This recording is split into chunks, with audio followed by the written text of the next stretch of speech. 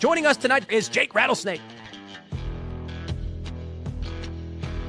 I like to go by Lord Rattlesnake or Lord Jake, most base chat of all the lands. You don't have an argument. Present your paper or shut up. Everyone's view is definitely inherently biased. So this is when debate becomes very interesting. I can hear what you're saying, but then I can see that you're dressed as a cat.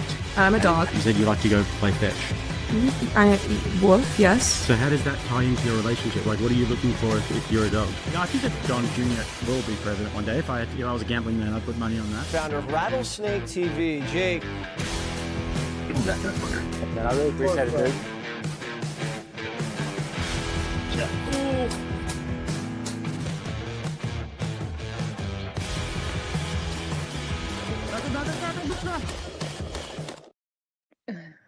Ladies and gentlemen, welcome back to another Rattlesnake TV debate night. We have got an absolutely fantastic one for you here. I've been looking forward to it.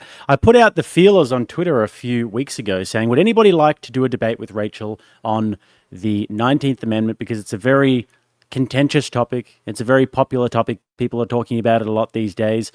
And Kathy put her hand up and I said, perfect, because a good faith, high IQ debate between two women who are both have a vested interest in the topic. They're probably going to agree about a lot of things on this debate, but this one in particular they don't agree about. So I'm looking forward to what we've got in store today. So the way that it's going to work, guys, is we're going to have opening statements. We're going to have 5 minutes each from both Rachel and Kathy, starting with Rachel today. And then we're going to get into 60 to 90 minutes of opening dialogue, followed by super chats. The rules of the debate are that if anybody feels like they're being over-talked, or if I notice there's like over-talking going on, or if somebody's not getting enough of a point of view in, or if the debate is being basically derailed, then I'm going to jump in and say we have to get it back on track. And both of the debaters can also appeal to the moderator if they feel like this is happening at any point. So those are the rules, guys. Beyond that, I don't think we'll have too many problems today. But if we do, then just let me know if you feel like you need to talk more or if the debate's getting derailed. So we're going to be reading out super chats at the end, like we said. Fair warning, guys. It probably will be 20 and up, depending on the volume of the chats, because we don't want to keep them here forever, reading out the super chats. So that might happen. Just a fair warning. Although I'll stick around and read out all the chats after that are below 20. So the topic of the debate today is, should women vote? Should the 19th Amendment be repealed, or should it stay in place?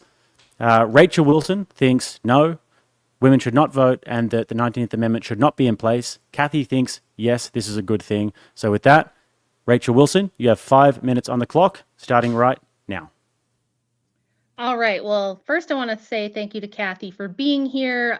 She was one of the only people that wanted to step up and have this debate, and I have a lot of respect for her for that. And she's a bright lady, so this is not going to be the usual dog walking that I do with some of the other opponents that I have. So I'm excited about this. I think it'll be a great conversation. So with that, and thank you to Jake for coming up with this and hosting.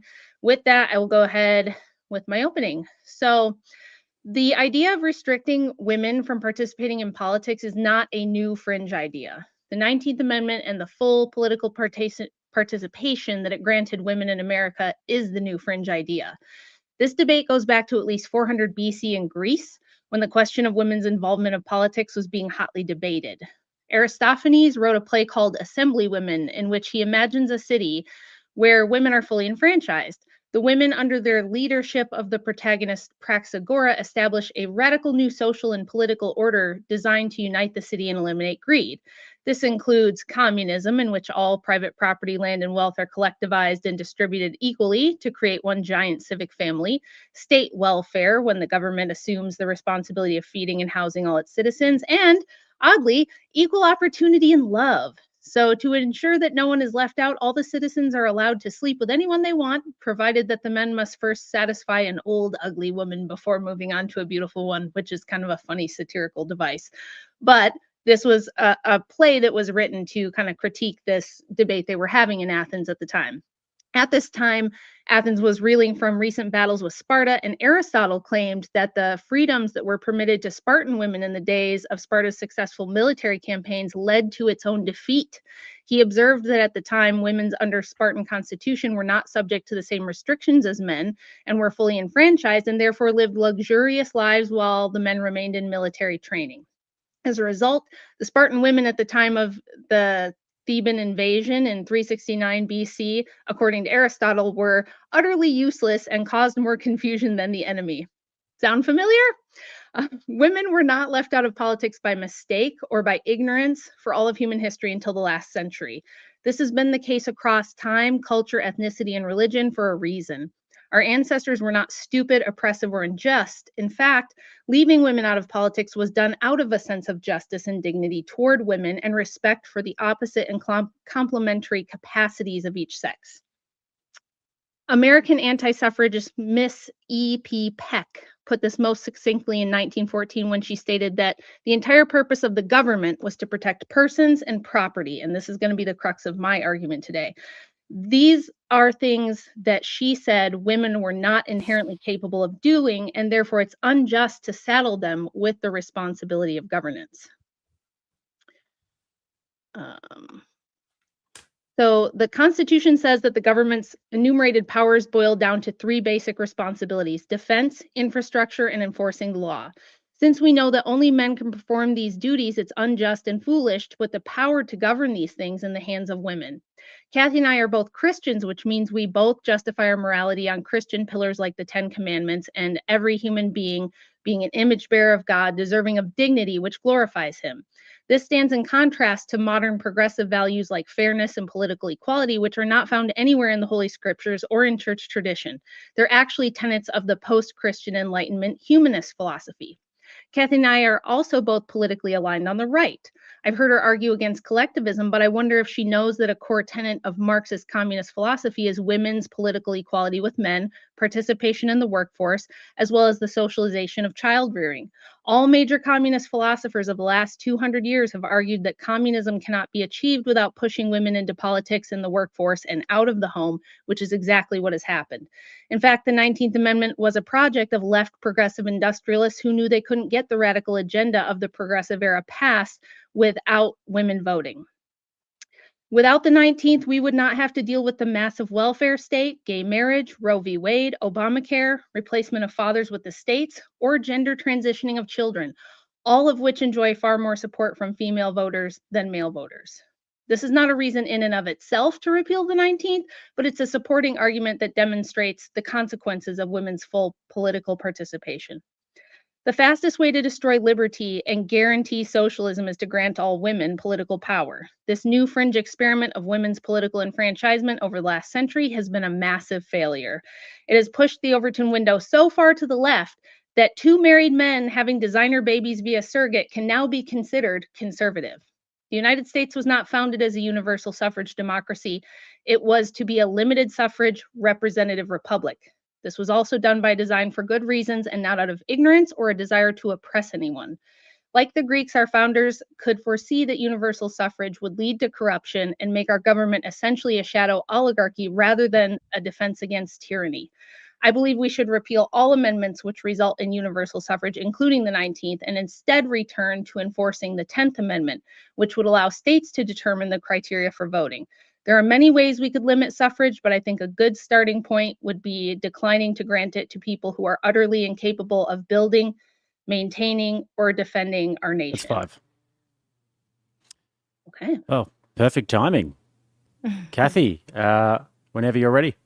Yes. Jake, thank you so much for offering up your platform for us to have this conversation. Rachel, thank you for saying yes to this as well. I truly appreciate it. And I'm very excited to be a part of the conversation. I raised my hand when you were asking the question, Jake, who wanted to come on and debate Rachel, because I believe people like me, that we need to do a better job, like myself and like Rachel, actually, that we need to do a better job of going out into the marketplace of ideas and competing for the heart and minds of people. We cannot keep pretending that fringe ideas will remain fringe ideas and won't become something within the mainstream of America. I mean, we made that mistake before. Remember when they said, when we said it'll never happen, a man in a dress going into a little girl's restroom, that'll never happen. Or when we said boys competing in girls' sports, that'll never happen. Or when we said our nation will open up, or when the fringe said let's open up the borders and flood our country with millions of people, we said that'll never happen. And look at where we find ourselves. So when I hear a conversation that may not be a part of mainstream America, but a conversation that is being had nonetheless in various corners, especially on my side of the political aisle, that says women cannot be trusted with the ballot. And if we simply removed a woman's right to vote, then magically the country will start to heal itself tomorrow. I believe we cannot ignore that. And I believe we must meet that energy head on. So Rachel, I've already said in so many words that she believed that, well, in her book, I read your book, that in her book that a woman maternal instinct makes her susceptible to being manipulated. And that as a result of a woman's emotions being weaponized against her, that women go out and we vote and make decisions that are not in her best interest nor in the country's best interest. But I believe that the answer to manipulated voters is not going out and stripping citizens of their rights. I believe the answer to a manipulated voter is for us to go out and teach better, for us to go out and organize better, to go out and be willing to organize and to teach and to persuade better, but to also be willing to go out and stand in the marketplace of ideas and speak the truth, even if we think we may end up in the crosshairs of the left or someone else. So I come to this debate on first principles because first principles don't care about your opinions. First principles don't care about your emotions. It's all about the truth. I built my life on trying to figure out what is true and then go about the process of building my life. And that's how I'm coming to this debate. And what's true? Let's start with our founding fathers, because I agree with them. They said that there is a God in heaven, a capital C creator, and that he has created every man equally. They also went on to say that not only did he create each of us equally, but that he has endowed us with certain unalienable rights, life, liberty, and the pursuit of happiness. But then they go on to say, in order to secure these rights, because there's always a bully somewhere waiting to infringe upon our rights, they said men create or institute governments, but that government receive or derive their just power by the consent of the governed. Newsflash, Rachel and others, I'm a part of the governed. And so not only did they say that our right, that the king do not give us rights, the government doesn't give us rights, the Pope doesn't give us rights, but that God has given us these rights. And the government's job is to simply secure those rights, not rescind them or take them away. So under our republic, political power comes from the citizens. Again, as a woman, I'm still a part of the citizens. So as we move into this debate, I want to make some things clear. The 19th Amendment did not make me a person. The 19th Amendment did not make me a citizen. The 19th Amendment did not give me any rights. The 19th Amendment simply prohibited the government from denying and abridging the rights I already have because the government didn't give me anything. So, and, just to make clear, politicians didn't do women a favor back in 1920 by passing and ratifying the 19th Amendment. Again, they just simply recognized what already existed. So some people, Rachel included, want the government to now come and take away a right that the government never created. I'm sorry, but that's not conservatism. That's more like tyranny. That's more like government overreach. So I'm not here to argue that women are perfect voters. We are not, but neither are men. I'm here to argue that bad voting patterns do not erase truth. I'm here to say that once you start yanking on the thread of the 19th Amendment, we risk unraveling the very premise on which our country was founded upon, which is man did not give us rights, God did. Okay, ladies. Well, with that, we can move into the opening statements. Don't forget to get your questions in, guys. We will be reading super chats out at the end, so don't forget to get your super chats in. And with that, we have open dialogue. Let's go.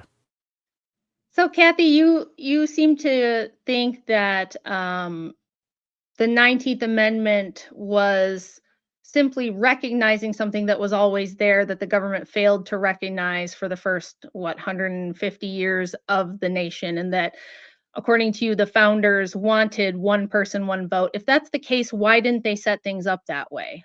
Well, I mean, why didn't they free all slaves when they wrote the Declaration of Independence and the U.S. Constitution? Again, our founding fathers were not perfect.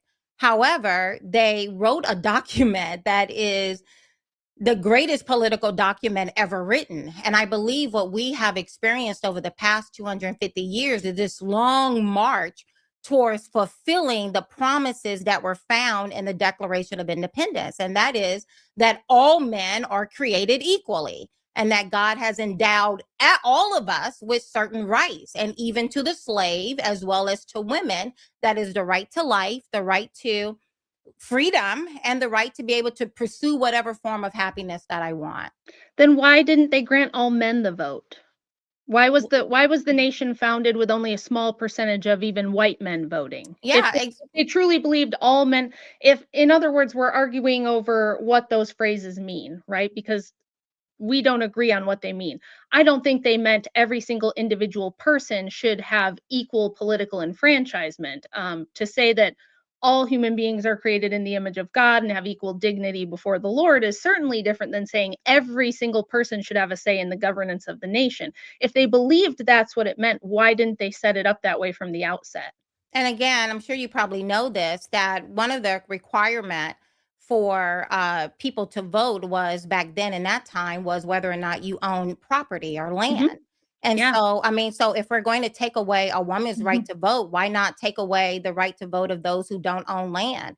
And after Oh, we take away their rights, I mean, should we also rescind the 15th Amendment that gives the right of Black people to vote? No, it becomes a very slippery slope when whoever has the auto pen in their hand that they get to make up the rules on who gets to vote, because at that point you're no longer living in a republic, you're now living in banana republic, you're now living in well, Venezuela, right? And right now we're now, walking around right saying como now, estas. but right now, we're not living in a representative republic. We are living in a universal suffrage democracy, which is not what the country was founded to be. That is not what the framers had in mind. And if it was, they would have set it up that way, but they didn't. We had extremely limited suffrage for most of our history. We had things like poll taxes, literacy taxes, religious exemptions. Some places you had to maybe be a firefighter or do some kind of civic duty first, land ownership. You had to be much older. The voting age wasn't 18 until recently either.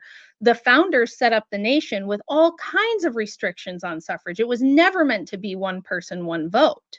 That's Right. clear. That's clear because it never was until very recently. And what you're describing is a movement not toward tyranny, or not a movement away from the tyranny of the founders towards something better. What you're describing is a movement away from the founding of the nation, which was conservative and a representative republic, and the progressives progressing toward a universal suffrage democracy, which has resulted in tyranny. We do not have the freedoms we had at the founding. We pay the taxes we pay in this country would have the founders rolling in their graves, just as one example. So I'm wondering, again, you've kind of described like, oh, I'm thinking that this is what they wanted all along. It's taking us hundreds of years to get to where they really wanted us to be. Do you have any evidence to support that the intention of the founders was to have universal suffrage?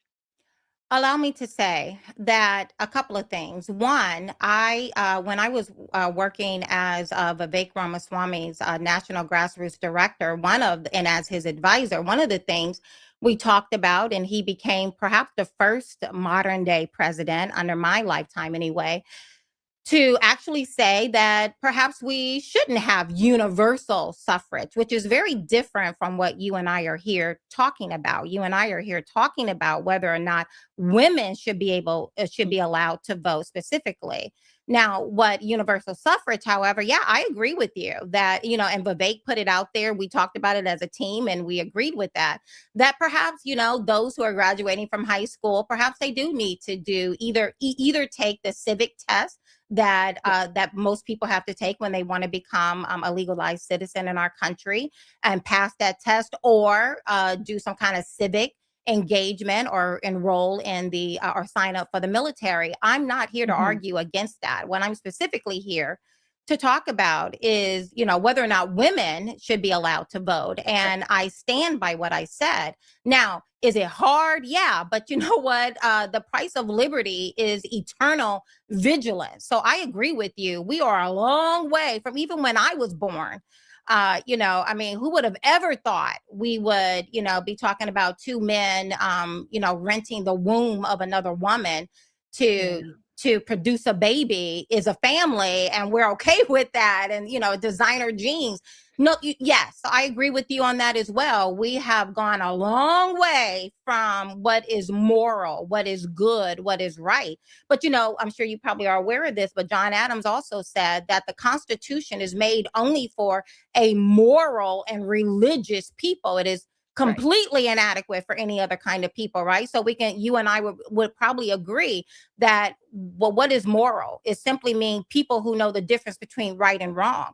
People who know the difference between up, down, a boy and a girl. You're right. Like that's where we are right now. That we're supposed to pretend we don't know the difference between a boy and a girl. So you're right. I truly believe that our nation is in trouble and that we're skating on the precipice as a country when you can't even determine what is a boy, what is a girl, where the Constitution is at stake. But again, I go back to, as I said in my opening statement, that the answer to a manipulated or ignorant or moral or immoral group of people is not stripping away rights that the government didn't give in the first place, but it is for people like you and I to go out into the marketplace and start persuading better, teaching better, organizing better, right? So that's you what don't I agree seem with. so you don't seem opposed theoretically to limiting suffrage. You conceded that there could be cases where maybe we should, and that we need to talk about why we would want to limit women's suffrage specifically. And then you brought up rights, and so let's get into rights. It would be my assertion, and I think this is irrefutable, but we'll see what you think. Isn't it the case that any notion of women's rights is granted and enforced by men at their behest? Do women have rights if men do not grant and enforce those rights? Of course we have rights, whether they grant it or not. Okay, so And I said that in my opening statement, that so these if rights men, already existed. if President Trump signed an executive order tomorrow rescinding women's rights, just saying, we're going to repeal this 19th, and that's that, what would women do about it? Well, what did the people at the Boston Tea Party do about it in 1773? Well, Because men they believe, thinking because the about it, but American Revolution that women sparked the didn't, nation. but women didn't go to the Boston Tea Party and start throwing. That's not true. Have you fields. ever been? Have you ever been there? Have you Did ever women pick seen up any of the muskets documentaries? and Women fight the were there as revolution? well. Women were there as well. Listen, you and I are not Well, going being in to the audience is disagree. not the same thing as You leading and the I are not revolution. going to disagree, Rachel, that women are not men. I agree. Women are Yeah, not men. right. And I said it before it became cool to say it, right? And Me too, you and I yeah. are not going to disagree that I cannot do what Jake can do, right? Yes. I cannot do what Correct. what my son can do or my husband can do, right? So I'm not here to argue that women and men are interchangeable and we're just widgets. I don't subscribe to that. My entire life has been against the baked in lies of feminism. Hold on, I think my earpiece Sure. is But coming out. as it applies to what we're talking about right now, when you say we have these inalienable God-given rights, I would say, actually, God did not put in the 10 commandments, thou shalt let women vote, or everybody gets to vote, right? These are new, as I said in my opening, these are new post-enlightenment ideas that everyone is equal in every single way. And what I'm saying is that why should women have the same political power as men when we do not have to register for the draft when we turn 18 like a man does? We cannot do this. Was a main argument of the anti-suffrage women, and maybe if you read my book, you know that only about 4% of women like strongly supported suffrage in the beginning, and women voted against having the vote so often that the women's suffrage associations stopped letting women vote on whether they wanted to vote, because the women kept saying, no, we don't want to be a political power block. We don't want to be involved in politics. It's dirty, nasty stuff. We have our own sphere of influence, and that's where we belong. They argued that women cannot protect the borders. They cannot build and maintain the infrastructure of this nation, and they cannot go to war to defend our country. So why should we have equal say in those matters with men? So if a man becoming capable of defending the border or going to war, should we also strip him of his right to vote? Is it based on that? No, I don't think it's based on that. This is a really common argument, but it's a lot. Rachel, in order to have a conversation, we have to go back and forth. Sure, so because you just asked, some pointed questions. And again, I have to go back to, you said, that thou shalt vote is not in the 10 Commandment, but who don't vote? I mean, what group of people are ruled over and don't have a say in anything and just have to do whatever the king or their owner or their master tell them? God did not create me to be a slave. And so, and our founding fathers recognized that there is a God in heaven who has made all of us equally, not that all of us, there is a hierarchy. I do believe that. I'm all about Ephesians, right? And so, however, there is a God who has created us to have certain rights. And again, the right to live, the right to have freedom, and the right to pursue my life in the manner in which I deem I want to pursue that life. And now the government's role, they were very clear in the Declaration of Independence that became the framework for the Constitution. The government's role is not to give me rights. The government role is to, one, secure those rights. But in order to secure those rights, the government has to recognize that I have these rights, right? And that the government derives its power from the governed. Now, if the American Revolution was launched on the belief that, for example, taxation without representation is tyranny. And so if we now rescind a woman's right to vote, are you also proposing that I no longer have to pay federal income taxes? Is that the quid pro quo that's on the table?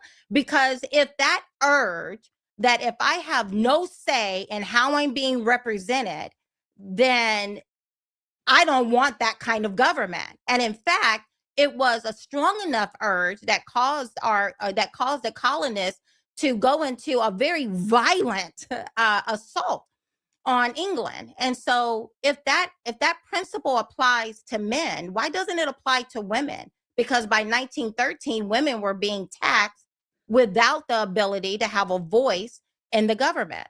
Okay, so there's a lot that I think we should kind of try to keep our back and forth a little bit briefer, just so that we're not monologuing to the point where we have 10 points to address back and forth. It might be a good idea, but I will agree with that if you do too. Yeah, first, you didn't address my point about women's rights this is something people don't like to confront. They don't like to hear this because we've had 100 years of feminist propaganda telling us otherwise. Mm-hmm. Women don't have rights unless men grant them to us and enforce them on our behalf. You and I, Kathy, are not going to rise up and physically take back our rights if they are rescinded. And I can give you examples of this from all around the world, but we also have an example right here in the United States where in the state of Utah, women were granted, it was the second state to give women a vote when it was still a territory. And under the Edmunds-Tucker Act, that right was taken away in the 1870s, I believe. And so women in Utah had the vote for a couple decades. It was taken away for about 50 years before it was granted again in the 1920s. So this idea that once the government says you have a right, that you're always and forever going to have that is silly. We saw this with Roe v. Wade and women losing their minds over abortion. The men grant rights to women. And because of that, because men are the ones who build and maintain this country, they defend its borders, they fight and die in wars, they are obligated by law to sign up for the selective service, and women are not. Why do we deserve equal say in how any of that goes? We cannot I don't think women should be telling men how to build and maintain the country, how to defend the country, how to enforce its laws, because we cannot do those things. And now, can you Okay. answer specifically just to that portion of my argument? Yes. And we want to keep it a Sorry. bit more brief here, guys, with the Yes. answers. And otherwise, if it's not brief, we're going to have to do the like 1 minute or 2 minute monologues back and forth. I But agree. yeah, let's try to just try to address the questions. Okay. Go for it. Okay. I wrote down a little bit of what you said. You said a lot, but I wrote down as much as I could. Your question is men grant rights Mhm. and And they enfor- women and women cannot do anything, like cannot, uprise against. I mean, you said if and a woman cannot rise up and defend those rights Right. or the recension of those rights. Right. And so again, the fallacy here, are you saying, I just want to make sure that I'm clear on Sure. what you're saying. So you're saying that if I cannot rise up and defend those rights, then I don't have those rights. I'm saying that as No, a I mean, group, I mean, to Jake's yeah. point, just yes or no. I mean, is that true? No, that's Because so that's what you're you missing said. is I wrote it what down. what you're Do you want to missing just is elucidate that- the point? Yep. Yes. Yep. Men as a whole, as a group, we rely on them to enforce any rights we have. We can't enforce rights on our own behalf. So we are asking and petitioning men for those rights, and those men, benevolent as they are, grant them and enforce them on our behalf. And so allow me to ask. So you said men grant us these rights. And if they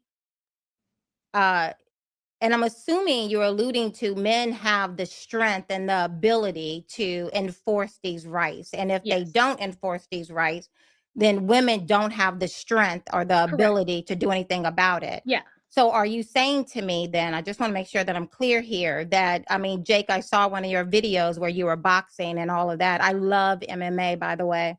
So are you saying to me that if a weaker man comes in, let's just use you, Jake. If a stronger man comes in and he's able to beat you up and you can't do anything to defend yourself against him, does that mean Jake no longer has rights because he can't he doesn't have the physical capacity to do anything about this man coming in? So you're not, I'll try again because you're not quite understanding it. So I think I am understanding what you're saying. Let me explain. You wanted clarification, so I'll clarify. When we say women are the one who have children, okay, that means in general, not all women have children and not all women can have children, but only women can have children. It's the same with men.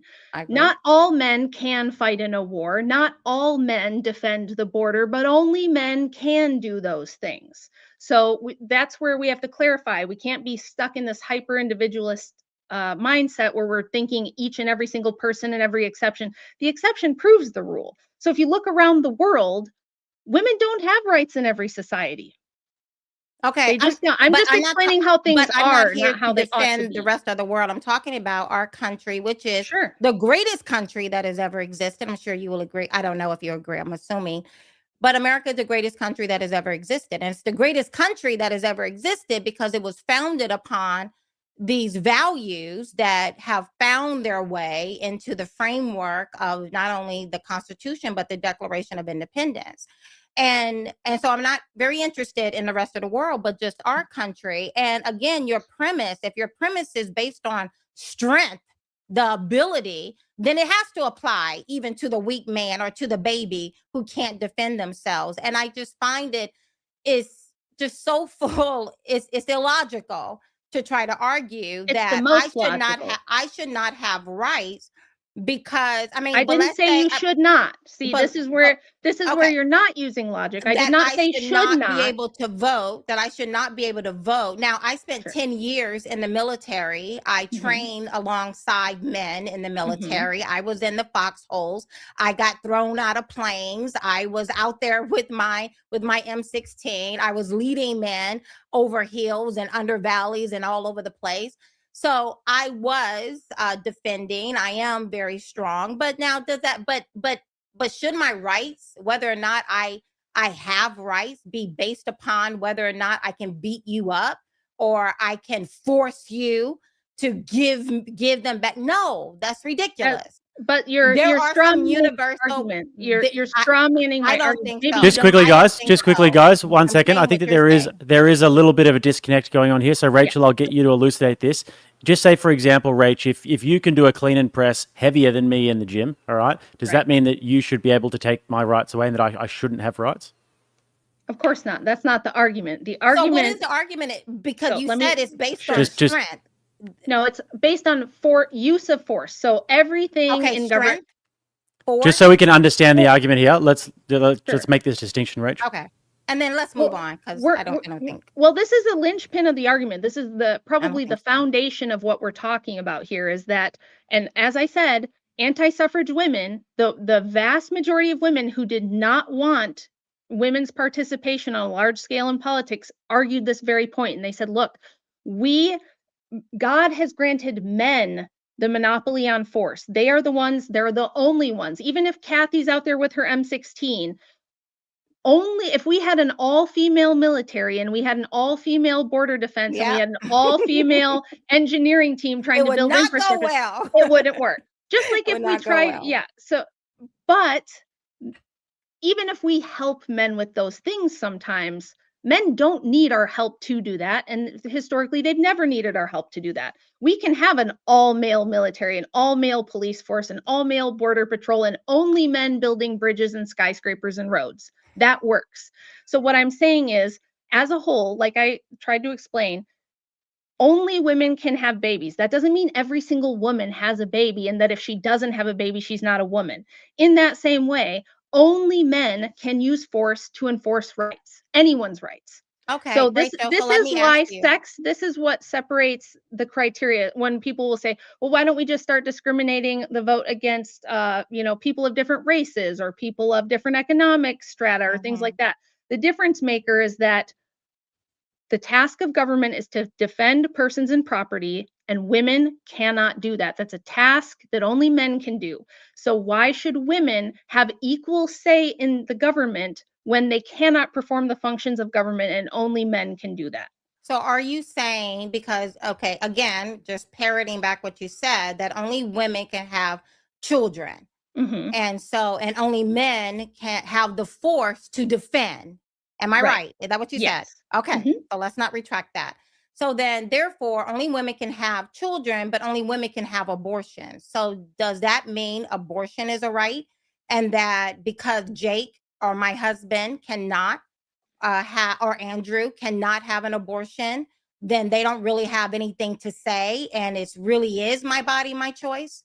No, that doesn't apply because the baby because the baby we're talking about has equal DNA from the man as it does the woman. I mean, no, because even a woman who can have a child, it's not just 100% my DNA, it's my husband's DNA as well. That's what I just said. Kathy, that's what I just said. I know. What I said was the baby has half from each parent. Because a woman has children, then this is what women do.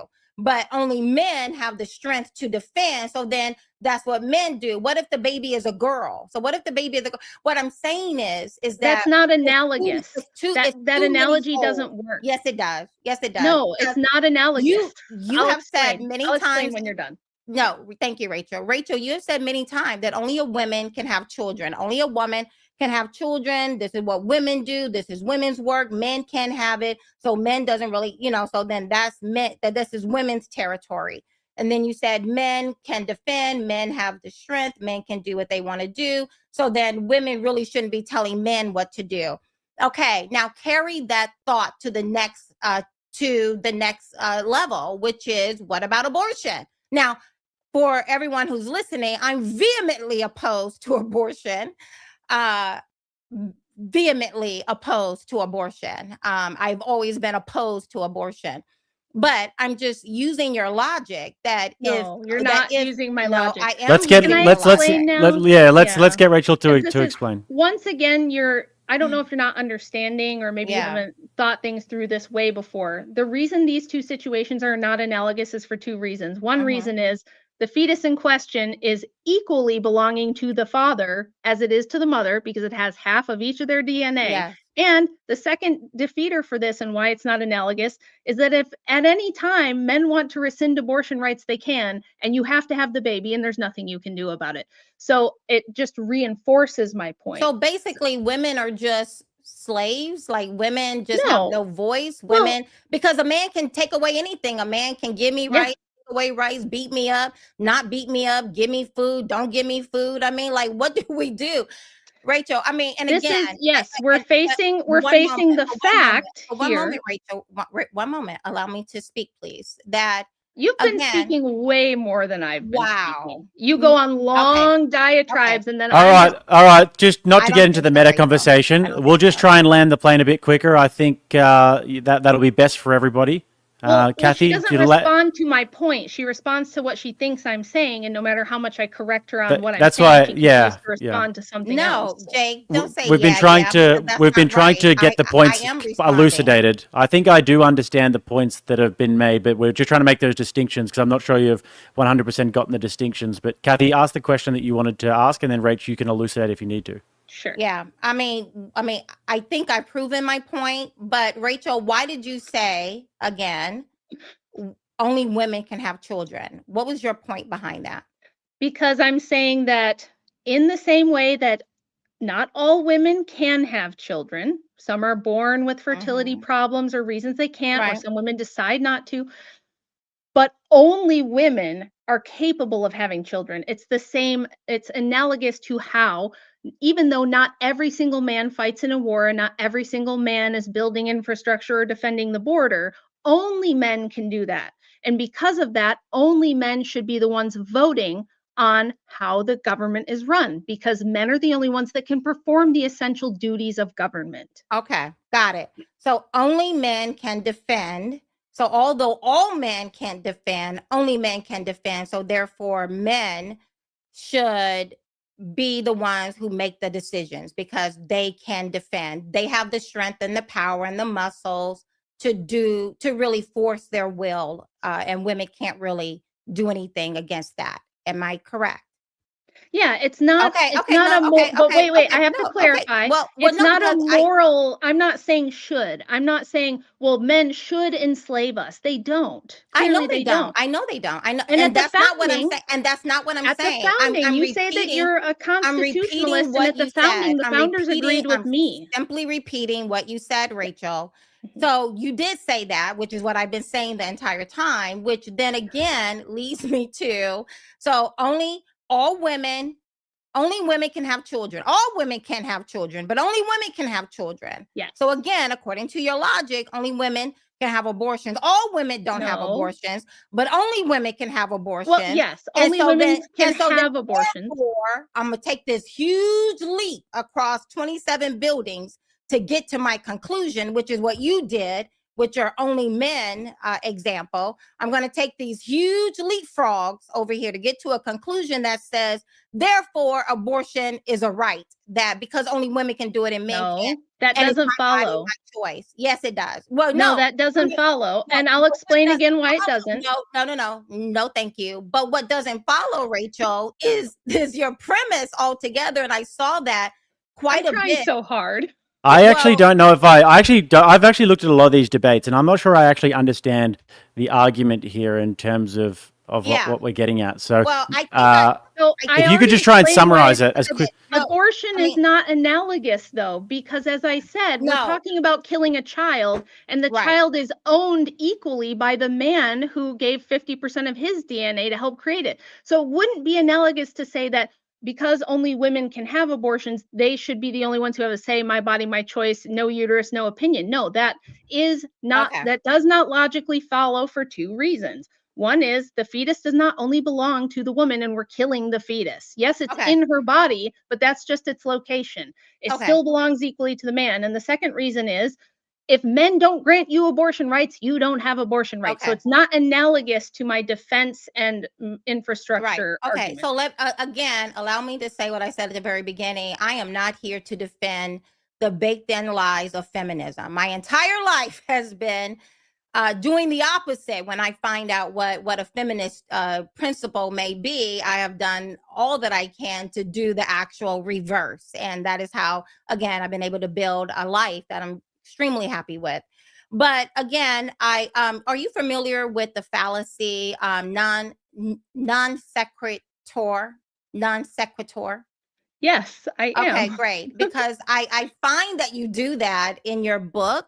Now, you did an amazing job in your book, Rachel, on explaining the occult aspect behind feminism, double clicking on the original suffragists and, and all the things that they were up to. And I mean, I found that part of your book to be, just very educational. I'm very grateful for that piece of it. Yeah, thank you. But then there would be other times in the book that you would make a premise and then you would do non sequitur, right? Fallacy. And for those who don't know what that is simply, it's Latin for girl, you just doing way too much. And the math isn't mathing on some things that is too a many. Non-sequitur is exactly what I said you were doing, where the premise does not, the conclusion does not follow your from the premise. I didn't even make a premise except to try to understand your original premise. I was trying to answer your question, but in order to answer your question, I wasn't making a premise. I was saying, well, then if this is what you believe, then the next obvious step would be this other thing. I wasn't making a premise. I haven't made a premise yet. But I haven't made a premise yet. I was just trying to understand yours. But you start with the premise that says women are emotional and their maternal instincts get weaponized and manipulated. Okay, let's try to stick to what we're talking about here in the debate. We do have to try and land the plane. Just quickly, guys. When the moderator speaks, everybody has to be silent. Okay. So just quickly, non sequitur. I've just looked up the definition of it. Latin phrase that translated to that it does not follow. Okay, so the premise, right, which is conclusion, what I said. the conclusion doesn't follow from the premise. Okay, so and that's what I'm saying you're doing. Just quickly, are we going now into critiques? We're going into book critiques now. Yeah. Is that what we're going into? Because it looks like we're going into something new here. We have to. We still haven't gotten past force doctrine. I'm not critiquing the book. I said I really enjoyed the book. I've read the book, and I enjoyed learning a lot about the history of the book. I would encourage anyone to get your book. While you're at it, let me plug my own book. You can get my book as well. Nothing to lose, everything to gain, being Black and conservative in America. But I really enjoyed your book, especially the historical aspect of it. I did not know all of those different things. Now I know it. And that too has come, it was just really good. I love the historical part of it.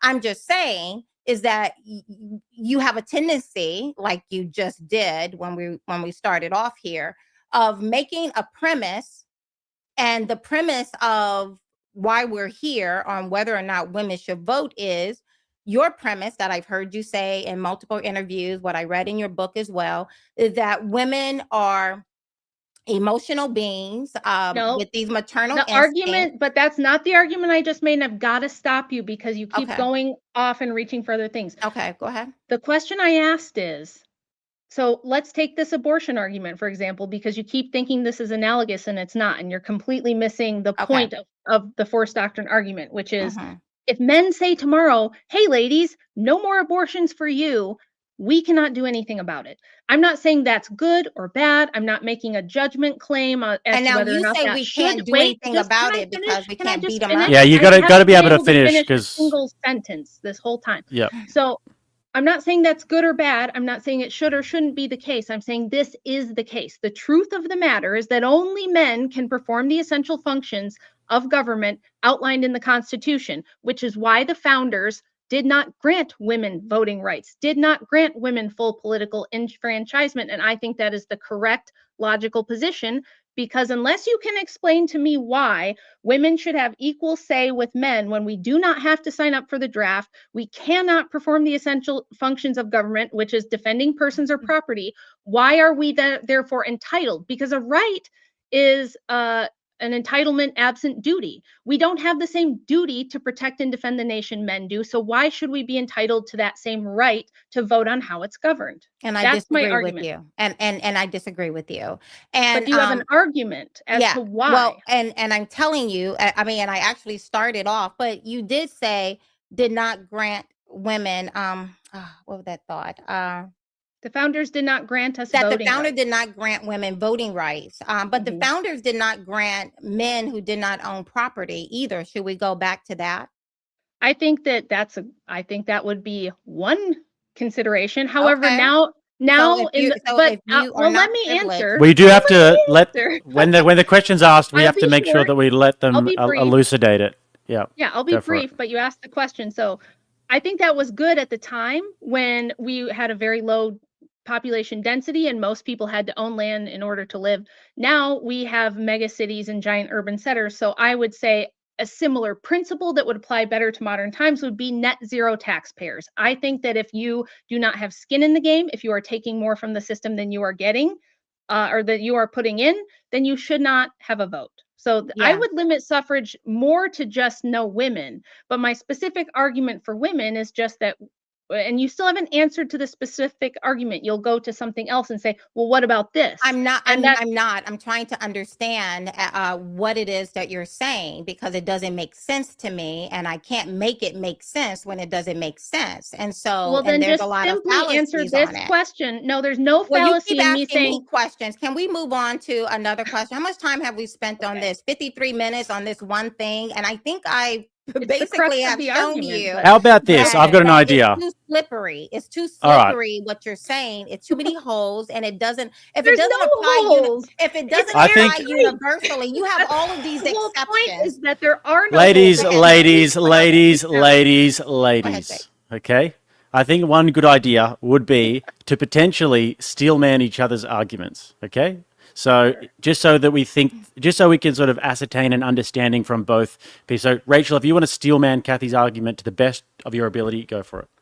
Well, I The mean, what whole- are we- argument? I haven't even been able to make an argument. I have not, we spent 54 minutes trying to understand what it is Rachel is actually saying. So now You're the only one that doesn't she's slid understand, to, though. if you are not privileged enough to own land or to make a lot of money, then you too should lose your vote, which is a linchpin of mine. So we spent the whole 54 minutes of our debate of just on this one, only a question. I think just quickly, Rachel Kathy, said it was a little bit of a straw man because at the start you were saying that you worked with Vivek's campaign and that he so one of the things that he was speaking about was the civics test for young people and that you kind of agreed with that. And then Rachel said that this land thing would be a consideration, one of the considerations. So it's sort of a similar thing. Maybe do you want to try and steelman Rachel's point then first if you don't think that you've made your argument yet? Well, I haven't even been able to make an argument. So you steelman Rachel's argument, yeah. I mean, I think I already have. I mean, it's exhausting at this point. It's 55 minutes on the same thing of like this kind of a dog chasing its tail. So if we could, here's a thought that I had in reading your book and in trying to understand what it is that you think about all of this. I saw and watching and listening to some of your podcasts, and even here right now, 55 minutes into it, I find you overgeneralize the experiences, for example, of certain people, and you apply it to the whole, and that doesn't work very well. And, one of them being, you mentioned earlier about women in a particular state. I don't know if you said Arizona or where, who were able to vote I think this is probably maybe about 40 minutes ago when you were saying Utah. Some women were able to vote state by state, yada, yada. But even that is an over exaggeration of what it was like for those who didn't live in Utah. It was very spotty. I read in your book, I think I read it in your book about the Married Women's Property Act of 1839. Even that, to your point, in Utah, certain states would come up with these laws to try to undo the coverture, which said a married woman loses her legal identity and comes under the cover of the husband. But it was spotty, and it wasn't applied evenly. And only those women who were privileged, owned land, had a lot of money or a lot of contacts, they were able to go before court and fight rigorously for whatever it is that they wanted, right? Whether they wanted to be able to sign a contract or purchase property or, inherit assets, whatever the case may be. But for those women who were not so fortunate, who grew up on a pig farm or who was poor, working class, or Black people, they didn't have those same kind of rights or abilities. And again, I find that, that's a huge piece of whether or not a woman should be able to vote or not be able to vote, is that even at the state level, the federal government comes in because the federal government made a uniform decision across the entire land. If we remove the federal law, the 19th Amendment, now we go back to individual states making it up as they see fit, which is not universal. It'll be spotty. Some things will be covered, other things will not be covered. And then women who are not fortunate, like I am, like you are, to have amazing husbands, they may need those rights. I have no idea what all that you just said, what point you were making. I have no idea how this relates to women's suffrage or women's rights. Can you try to distill it down for me and make it a little bit more succinct? Okay. The women's suffrage, women right to vote. In 1839, the Married Women Property Act started, and it started in every different state. Eventually, all the states had it, but it wasn't equal. It was spotty. And paper rights, just because it was rights on paper, did not mean it was realized rights. And yet, you had women who are not so fortunate as you and I, with great husbands, who needed the ability to have the right to go in and make a case before a judge, or to go in and to vote for what kind of government they wanted, to try to get laws in place that would actually benefit them. And it was difficult for them to do that. They did not have the power or the ability to go in and to make their case. What do you think about that? I'm so lost. Can I try I'm and so I think I'm so perhaps sorry. I have no idea what this has to do with it. So you have You're no saying- idea. you're You have saying no system- idea what the Married Women Property Act is. So I'm assuming you have no idea what that is. I absolutely And then you have no know idea what that is. Right. Okay. Yes. So then the next I don't know part, what point, Kathy. Let me Right. try to. Yeah, because it has the to be an next talk argument. And talk. So, are you saying that because some women were less fortunate, or there were class differences among women, that there have always been some women who weren't able to advocate for themselves?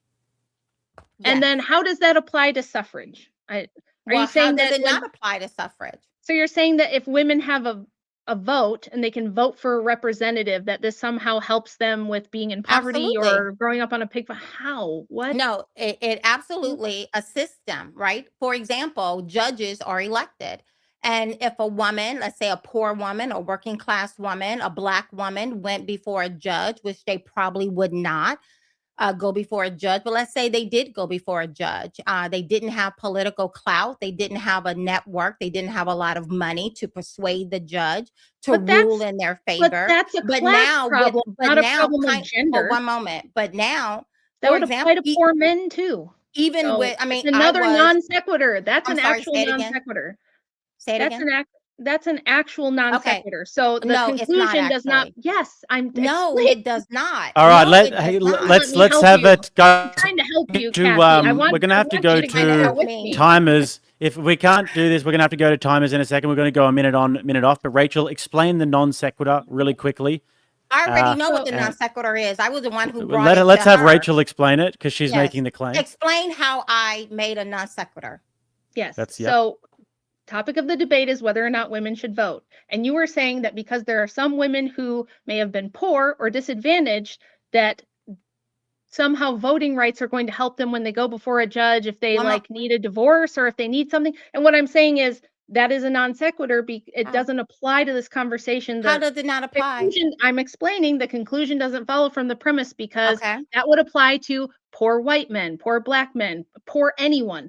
That's a problem. Men of can poverty. vote, but That's men a can problem. vote. But that's exactly. Now you're getting it. So even No. though men could vote, poor disenfranchised men who didn't have assets or whatever were going to still be disadvantaged in society, even if they could vote. So it's not a problem. Okay, so let me explain that piece of it. So let me explain that piece of it. What I'm saying is, 2 minutes on the clock. We're doing timers. 2 minutes on the clock. I worked with the political campaign. I ran as a political candidate against Dr. Oz and many others. And what I'm saying is, a person who has the ability to vote, if they walk into my space when I'm running for office and they say, if you don't do this, or if you don't do that, or if you don't do X, Y, and Z, then I'm not going to vote for you. But not only am I not going to vote for you, I'm going to go over here and tell all my other women friends, and we're going to make sure that you are not allowed to hold this particular seat next time. That is power. And so for those particular women, for example, because we're talking about the right to vote, right? And so that gave certain women power. Now, I'm not saying power to be the head of your household. I'm not saying that, but I'm saying out in the legal world and I used one example instead of multiples. I said going before a judge, because yes, many states did have the Married Women Property Act, but just because it was a right that was on paper, it was not always fully recognized, kind of like the Emancipation Proclamation. And then as soon as that came out, Southern states came up with Black Code and redlining. And it was very difficult, whether they were poor, whether they just didn't know, or whether they were intimidated, for people who are disadvantaged to plead their case and to have the law heard for them. So in summary, the 19th Amendment, in one aspect, gave certain groups of people, women, political power to be able to get their voices heard. Now, not as a feminist, but political power when it was needed. Okay. Right. So You got 2 minutes on the clock. Awesome. Go ahead.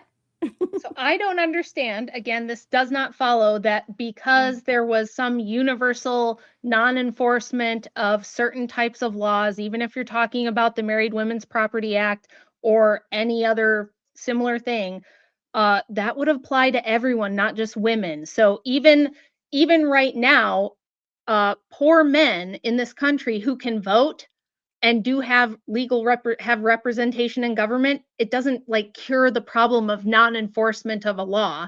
And furthermore, this is missing the whole point completely.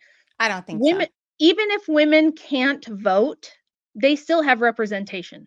Okay, so here's a good example. If they have a good husband. Okay, Sharon, it's my 2 minutes. So if I live in Ohio right now and I did not vote for the governor of Ohio, I still have representation in my state. It might not be the guy I picked, but I still have representation. All the people in this country who did not vote for Donald Trump still have representation through their president, even if they did not vote for him. So again, this is kind of just a non sequitur. Now, I'd like to discuss why it is that women should be able to vote the same as a man. So how about this? Should women have to have the same duties as men in order to enjoy the same rights as men? That's a simple question. No. Why not? Because we are created equally, but we have different traits and different leanings and different aspirations and different capabilities and different interests, right? So, yeah. So why, if we don't have the same duties as men, why should we have the same rights? Make the case to me. We're in a court of law, and just because I don't have the same duty does not mean what I'm bringing to the table is of any lesser value. and is not needed. I mean, God did not make Adam and just Adam alone, but he brought alongside Adam Eve as a helpmate. Of course. And he didn't take the bone from Adam's foot, nor did he take it from Adam's head. He took the bone from his rib, from his side, so that we can walk equally. But that still does not have anything to do with, as I stated in my opening statement, about first principle. I earnestly believe that there is a God in heaven, that But we you're are all just okay. created Kathy, equally. you're going off again on a long tangent, and you're Mm. restating to me what you believe. You're saying I believe because I believe because I believe. I'm asking you, and I know you're not a debater. I think you're probably a great public speaker. You're I am a probably great debater. writer. Have you Googled me? I'm a great debater. You should Okay. have saw me on Well, stage. and Yes. then in that case, I'm surprised. Then I'll hold you to a higher standard. That's fair. If you're a great debater, then I expect you to understand that simply restating your position is not an argument. You have to tell me why, if we do not expect the same duties out of women as we do men, specifically in regards to governing this nation, if women do not have to sign up for the selective service, they do not have to defend the borders, they do not have to go to war, they do not have to build the infrastructure, all things that men as a monolith have to do, or we don't have a country. Why do we deserve the same rights as men? Are the only rights that men have, or just to or the only duty men have is just to secure the border? That's the only one you keep talking about. No, I just mentioned several. They build the Look, infrastructure of this okay. country, meaning Mhm. roads, And so bridges, women don't do buildings. it. And so women don't No, participate in that. So there are no no. engineers. So the woman I saw out here on the street There are controlling that exceptions. thing. Right. I Over know. Percentages. I know. 90% of infrastructure is still built by men. And same thing. Yes. Again, we'll go back to my I'm just pointing out how things work. We shouldn't be arguing over, we agree on how things work. Only men can do these things. When we're talking about the government, we have to say, what are the duties and responsibilities of the government? What things does the government do? And the things the government is supposed to do is defend the nation, enforce its laws, and build its infrastructure. That's what it's for. Right. And only men can do that.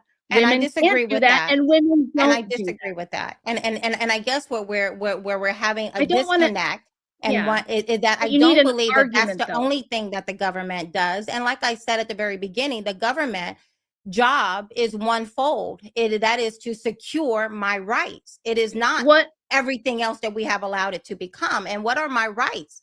And what women is a participate right, in those Kathy? rights. What is a right? Life, Life is a right? liberty, yes. I believe I Okay. have the right to live. I So believe you're that, against the you death find penalty. and you find it in the Declaration of Independence as well. I know, So but yes, I what do what believe is I a have right? a right. I'm not I asking believe, you to okay, list rights. here's I'm asking you to here's define right. what a right is. I have the right to It's No, more of a not list definitional the question, rights. Kathy. Yeah. So, Not like, list the rights. definitionally, define What what is is a right? you define it, because I'm telling you what it is. I would say that a right is an entitlement absent duty. Okay. An entitlement absent duty. I would agree with that. Right? Life, liberty. Now, I don't have to do anything. I just have this right to life. Okay. Or, you know what? Or maybe I go to the First Amendment, freedom of religion, which is really freedom of conscience to think my own thought.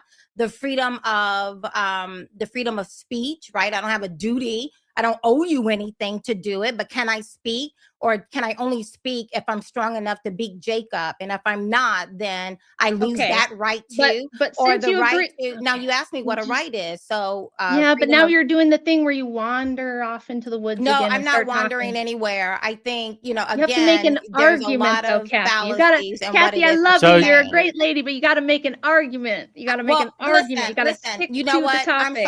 sorry. Listen. If you don't like the way, now you can ask me a question. I'm going to answer the question in the manner in which I want to Sure. answer that question. And I'm sure if Well, we were I've going been out trying. into the marketplace of ideas, you have to be able to talk to people. And if I don't fall perfectly within your rigid box of how I'm supposed to answer a question, that's more of a you problem than it is me. I'm perfectly We do have to fine move the with debate on at talking some to point, you. though, in terms of asking questions and getting responses and Well, what have and you. I've So, been- if you've been asking when the moderator speaks, Kathy, When the moderator speaks, you You're do have right. to be quiet. So, if there is a question being asked, we do want to address it. We don't want to necessarily be answering the question with a question. So, Rachel, do you want to just restate the question Yes, that you I'll had try again one there? more And time. then, When it comes to government, we are saddling only men with the duties of, as I've said it so many times, all the things the government does, defending the borders, building the nation, defending it from enemies, foreign and domestic. Only men are saddled with that duty, which is why women are not required to sign up for the draft when they turn 18 and men are. And if men don't do that, they lose their right to vote. If men commit a crime, they lose their right to vote. So voting isn't like an inherent God-given right that can't be rescinded. It can get rescinded and does get rescinded all the time. If you're in the country illegally, you don't have a right. If you're under 18, you don't have the right to vote. If you commit crimes or do other things, voting fraud, you can't vote. Okay, so this is the case. If only men are expected to fulfill the duties of government, why do women have the same rights as men in governing? That is not logical. And it's not just. That's the crux of my opening, was to say, this is injustice to men, to say to men, we're going to saddle you with all the duties of building and defending and maintaining this nation, but we're going to grant equal political enfranchisement to half of the population that has no such duty. Why is that just and fair? Okay. I'm only bringing this up because you brought it up several times. That was very long-winded. Now, I would have never brought that up except the fact that you brought it up. So I just wanted to point that out. Okay. So again, to your point, I disagree. It's difficult to answer a question when I completely disagree with your premise that only men, these absolute statements, can do something, or that the only thing the government is to do is, or that the only thing the government is called to do is something that requires brute force. I disagree with that. And I don't think that that has anything to do with whether or not, because I guess what you're missing from what I'm saying is that these rights, the government is not doing me a favor by ratifying and maintaining the 19th Amendment. It's my right. And it's my right, not just because I said it's my right, our founding fathers said it's my right, because this is how the government derives its powers. The government has no power unless the consent of the governed. I'm a part of the governed. And for example, if taxation without representation, because they had representation, the colonists, you made this statement a few moments ago that you're in Ohio and you still have representation, even if you're not voting for that representation. Well, the colonists had representation, but they had no voice in who got to represent them. And they earnestly believed, so much so that they sparked the birth of a whole nation out of it and their rebellion, that if they don't have a voice and who gets to represent them, and yes, women were on that boat too, tearing up stuff and throwing the tea into the harbor, fighting, shooting. Yes, there are many stories of women. You should look at that. But again, they thought it was such tyranny not to have a voice that they sparked the birth of a whole nation. And what I'm saying, that is an established principle. And by 1913, women were being taxed on their property and on their earnings with no voice. And if it applies to men, it should apply to women. But going back to what you said, I disagree with your premise that the only thing government does is dealing with brute force. And because I may not be able to compete with brute force, then I have no reason to expect anything. And lastly, it goes back, I think we're missing shifts because you're trying to get me to explain why the government needs to give me something that is already mine.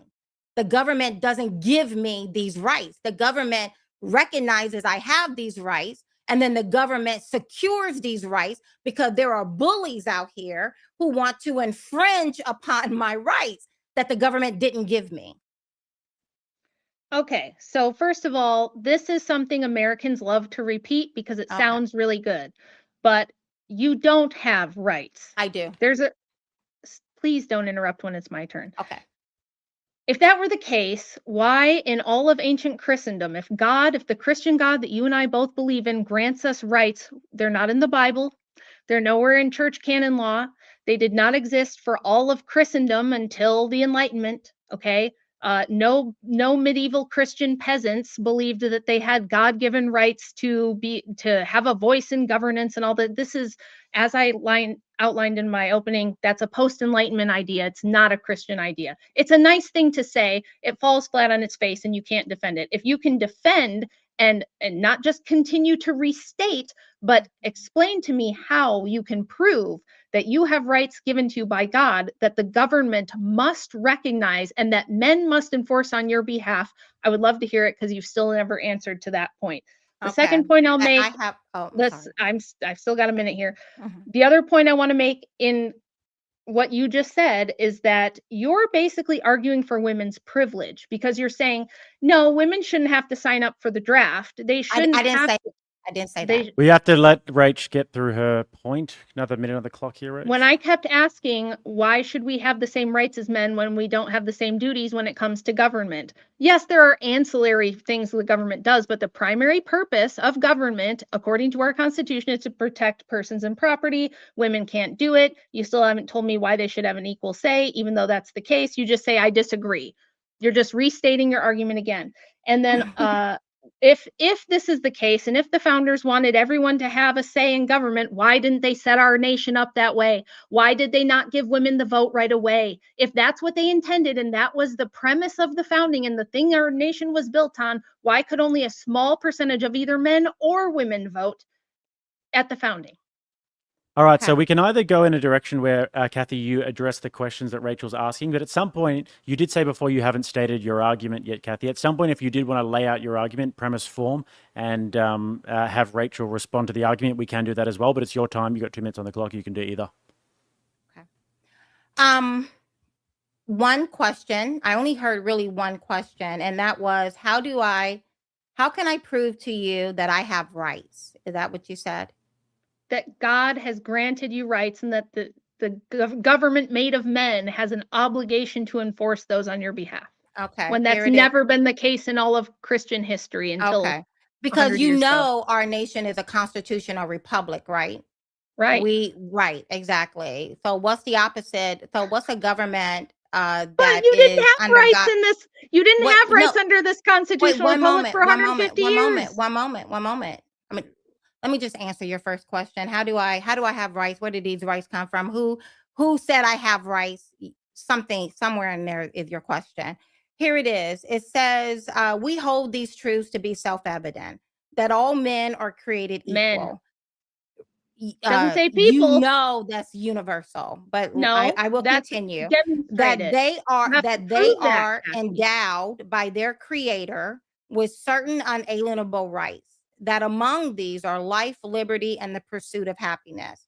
Not That voting. to secure these rights, governments are instituted among men, deriving their just Men. powers from the consent of the governed. And now everyone, Federalist paper, I can actually go over here and pull out the Federalist paper. They actually If talk that about I've read the universal, Federalist the Papers. universal aspect of man is not just women. And You know have what? to I mean, demonstrate Abigail, I that. actually But have that's- her this is- letters.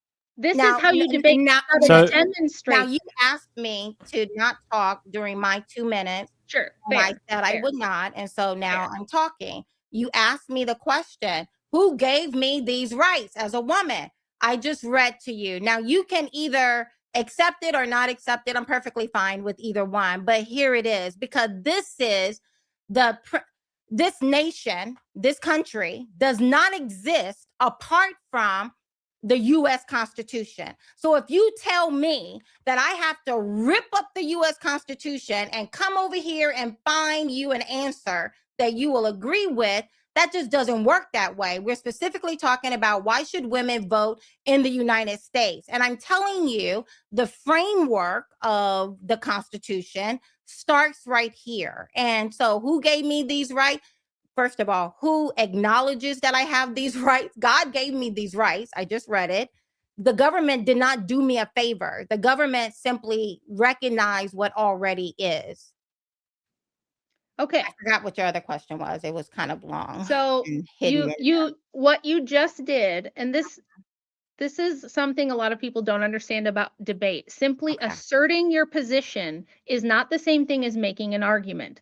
You just said it is because it is. And I can demonstrate No, that your that's claim, not what I said. I can demonstrate that you are incorrect. Here's how Okay. I can demonstrate it. Okay. Mm-hmm. If when the founders said in the Declaration, by the way, that's not the Constitution, that's just the Declaration of Independence. And I said that. Okay. This is the Declaration of It Independence. That was says the framework for the men. Constitution. It says men. Do you want me to It's get up and get referring to my men, and Federalist I book can, yes, and I show can, you what they well, I said can about the word demonstrate that men? you're wrong. I can Okay, go ahead. easily demonstrate that you're wrong Okay. because they did not give women the vote when they set up the system. And in the law of the land at the time, in colonial law and early American law, women were represented by their husbands. The Mhm. husband was the representative. So the husband voted. They didn't think women and children were ever going to be voting. They didn't have to put that in the documents because in the phronema, the mindset of the founders, that wasn't a thing. You wouldn't put that in there because it was as absurd as writing a law saying two gay men can't get married and rent some lady's womb to have a baby. They weren't even thinking that way at the time because women were the property of men. And when you got married, you were your husband was your keeper and he was your representative. Women did not have a say in governance for all of human history. This is a brand new idea. That's how I can prove the founders did not intend for universal suffrage or for females to have votes. They You didn't did not give it prove to them. it, Rachel. They intended Rachel, it. just It because you proves said it it did because not they prove would have it. given it to them. Just because you said that does not prove that. So Why you didn't don't they have do any it then? proof. Why Well- didn't they do it? Well, why didn't they free Black people?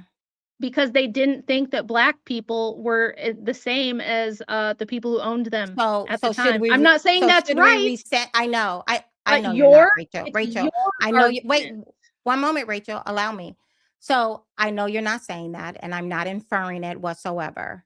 However, they did not. You said they did not give women the right to vote. It wasn't a Mhm. thing for women to vote. So and likewise, it wasn't.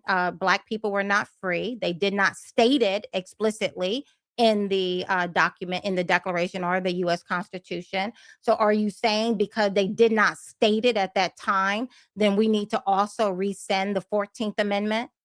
No, what I'm saying is that you. But okay, what, so let now, me explain. what No, you're let me doing, explain. what you're doing again, as Oh, you did God. the This is- first hour, is you're being very Kathy, spotty. it's your You're argument. being I you're can't. being I very can't. spotty. I mean, I'm not. it's I don't even it's know what not spotty universal. means. What is? I'm gonna we lose my temper we at do this have to point. let, especially when the accusation is made, we do have to let the person actually respond to the accusation and say what they meant. It's not like a yes no sort of like Okay. political debate sort of thing. Kathy, It's Kathy, it's your argument that the founders intended for women to vote. I'm not saying we should do what the founders said. That's your position, okay? I personally not a fan of the American system, not a fan of the Constitution, but in the framework of this debate, it is your position that the founders intended for women to have votes. It just took us a long time to get to the point where we properly recognized it. That's your argument. And my critique of your argument is that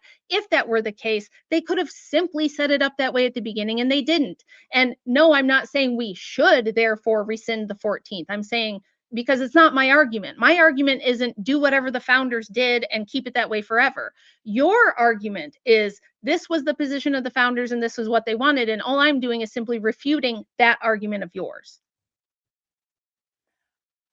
Thank you.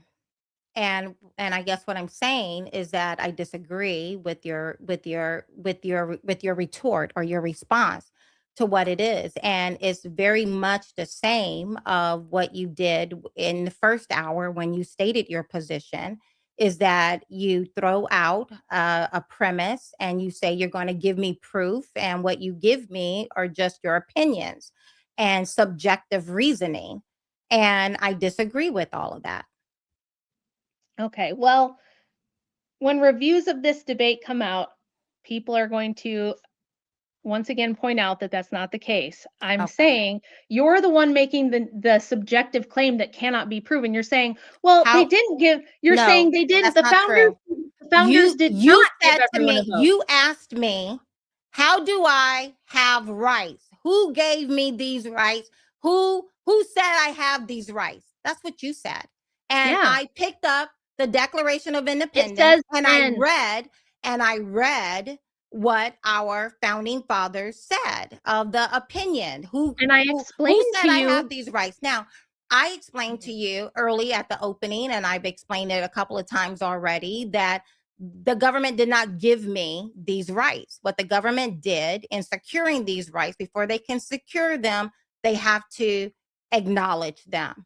Why did it take 150 years to acknowledge your right? Well, why did it take until 1863 for them to free Black people with the Because Emancipation that was Proclamation? because that was not what the founders wanted. That was not how the Constitution was written, and they did not want slaves voting, and they did not consider them citizens. And it's the same And thing then with women. to So say, if you are you then saying we you should should rescind it? say, so if you don't want to do what the founders framed, you should abandon your argument that the founders wanted all of us to have equal rights. They didn't, Kathy. The fact of the matter is that they didn't. Now, that's not my argument.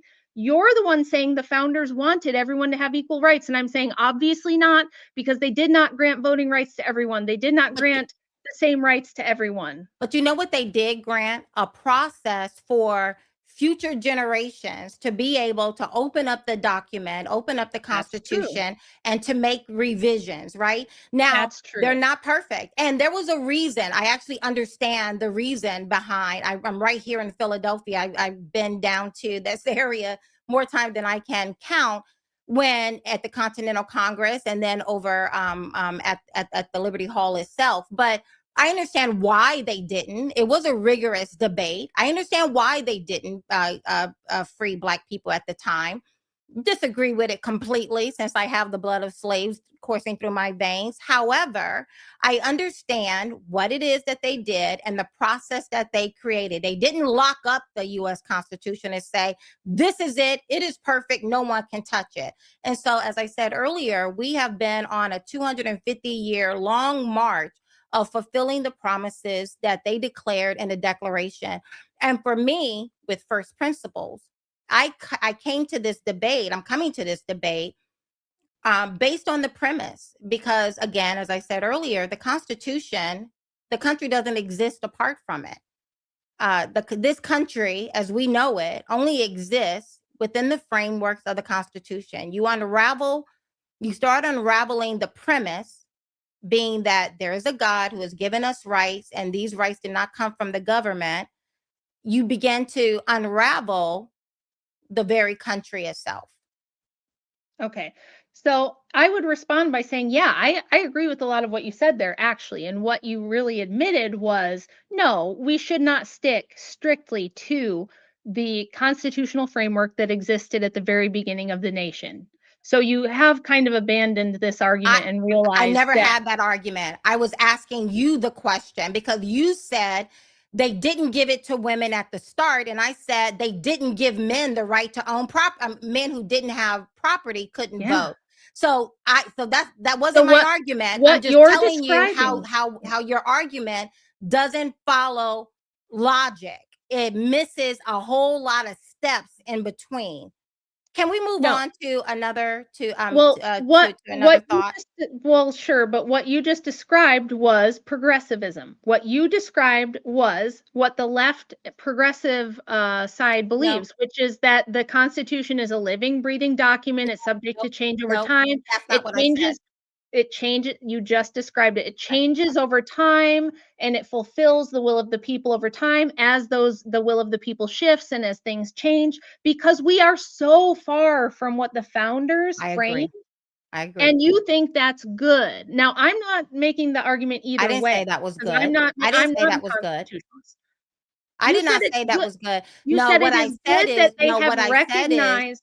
what Okay. I said is that our founding fathers, at the time that they wrote this, they created a process that allows future generations to be able to responsibly Yeah. go back in and interpret the words and then Yeah, they did. continue That's the march exactly what of I'm saying. promising. And But for that example, the Constitution I does gotta not. talk too. Go I ahead. gotta be able to Go talk ahead. to. So you're right. They created a process by which leftists can argue that women should have abortion on demand and that gays should be able to get married and all these other things. That is correct, which is why I'm not a constitutionalist. I'm not a big fan of the American system. I think it's deeply flawed. However, let's get back to women voting. Would you like to talk?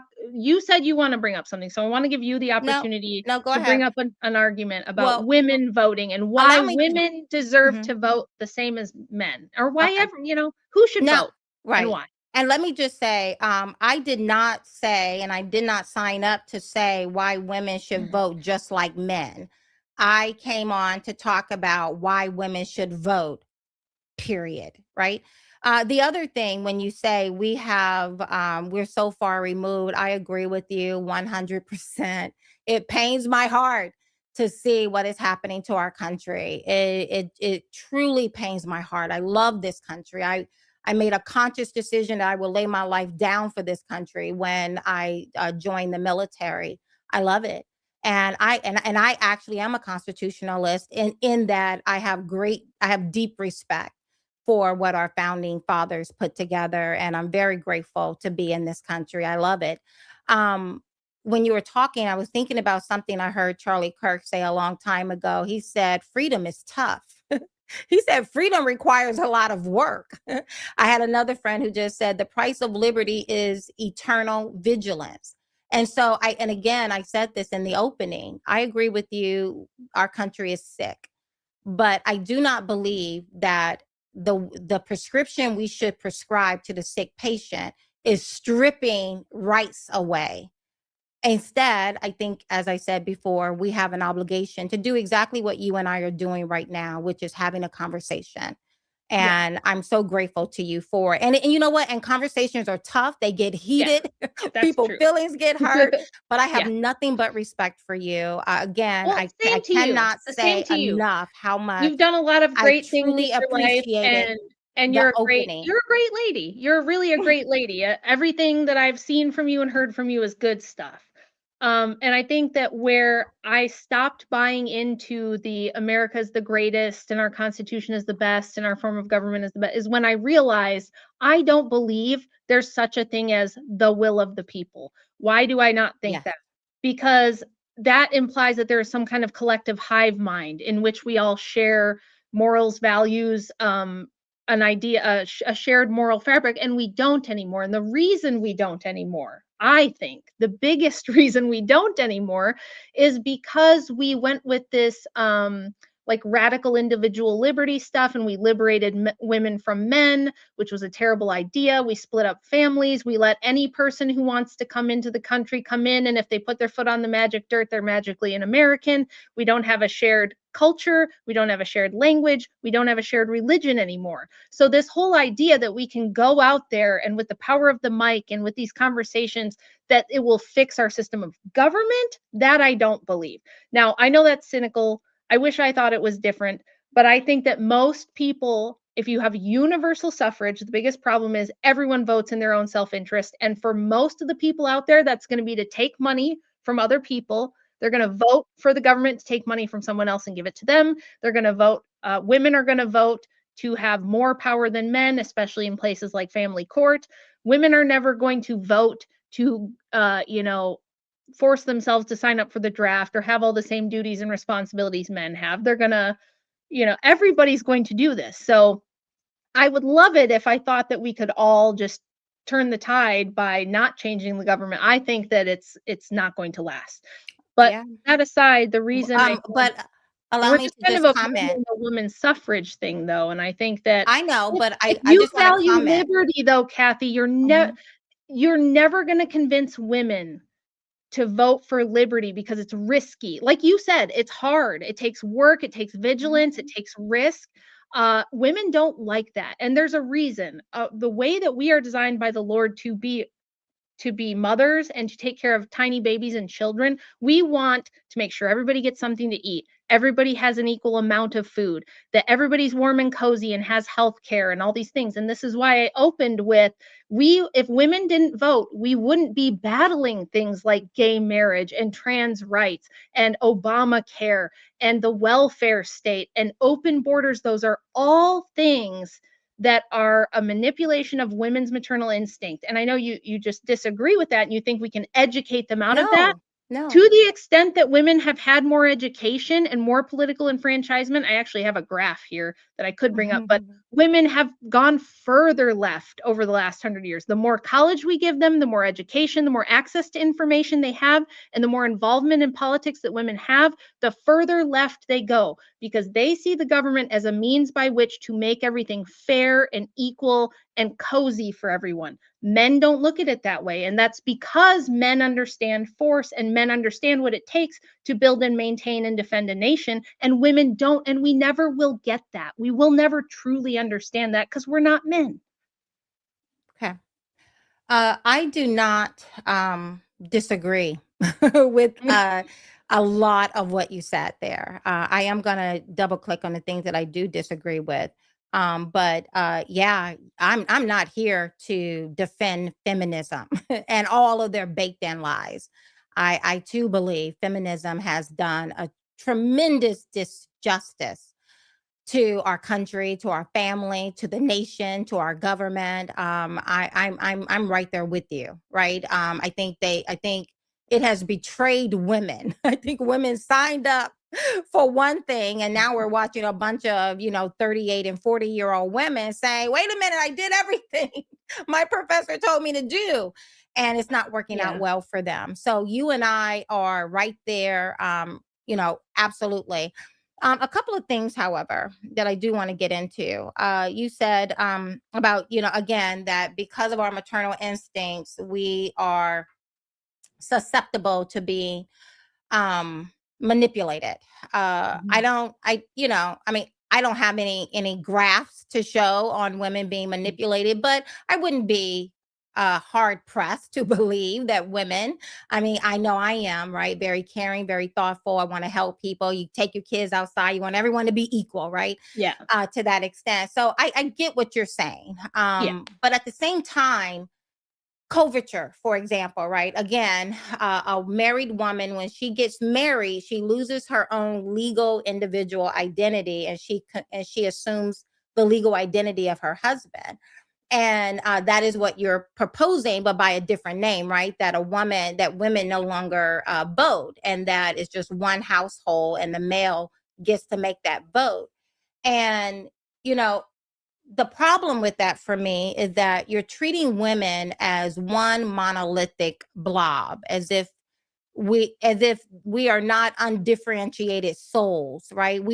Each woman comes to the table with different experiences, different background, different ups and downs. So we're not all the same. And so the problem is not all women are the problem, as you and I would define the problem, right? The leftists, the lunatics.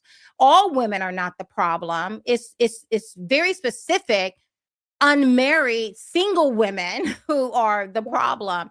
And I was just looking up, that it's unmarried women, according to 2024 NBC, CNN, some of those exit polls, non-married women voted upwards of 61% for Kamala Harris. Married women actually vote more in line with their married husbands. So if you remove my right to vote, now you just have a bunch of lunatic single women out here voting, because as it stands right now, we cancel out the loonies, right? But if as a married woman, I lose my right to vote and now it's just my husband, you've actually done more harm to our cause, because my vote no longer matters. But there's a whole population of women out here who are single, who don't have a male covering, who will continue to vote. And that harms us. But see, I'm not arguing for only married women to not vote. I'm saying no women voting at all, married or not married. So And how the would the married woman get her vote registered? her husband votes on her No, behalf. I'm saying the unmarried woman. How does the unmarried woman gets her voice registered? She doesn't. And I'm saying I don't think women deserve equal voice in the governance of this nation because they are not capable of doing the duties of the government. As I think that that's a solid argument. I don't think there's any way around it. I don't I think don't there's think really so. anything necessary. I can talk about all kinds of other things. We can talk about female voting records and the fact that the fastest way to get rid of the liberty and freedom you love so much is to hand it over to women and let them vote. But the anti-suffragists argued the same thing, kind of what you're saying here. They said, look, by giving women the vote, we're just going to vote alongside our husbands. So you're just doubling the electorate and you don't gain anything. But what they kind of foresaw this to a point, but they didn't know we were going to have nationwide no fault divorce. They didn't know that technology was going to come to a point where the government was going to hand women phony baloney HR jobs, like the she economy. If you look at the jobs women do in the economy now and the fact that they're making more money than men doing completely mostly non-essential jobs, they do some essential jobs, but it's like a 70% of women's jobs are non-essential and they get paid a lot for this. We've fundamentally transformed the economy in a way that nobody saw coming, certainly not in 1920 or before. And so they didn't know we'd have this giant cohort of young women who go off to Marxist indoctrination camps, colleges, which were captured by Marxist feminist standpoint theory in the 70s with the invention of gender studies, and that they were going to become radicalized Bolsheviks who were going to go out in the street and start fighting ICE agents against deporting criminal illegal aliens. Okay. They didn't see, Crazy. they thought that women in the future would be like the sane women of the past who were almost always married and almost always voted alongside their husband. But that's not where we are now. And It's not. women's suffrage is to blame for that. We wouldn't have no fault divorce. We wouldn't I have don't think women's gender suffrage studies. is to blame for that. What I believe is to blame for that is, again, freedom is tough. You got to read, you got to go vote, you got to stay involved, you got to know what's going on. But And that's a why lot I'm of not a people libertarian. and a lot of people know? don't want to do that, right? And Yeah. so we have to do better. Yes, I mean,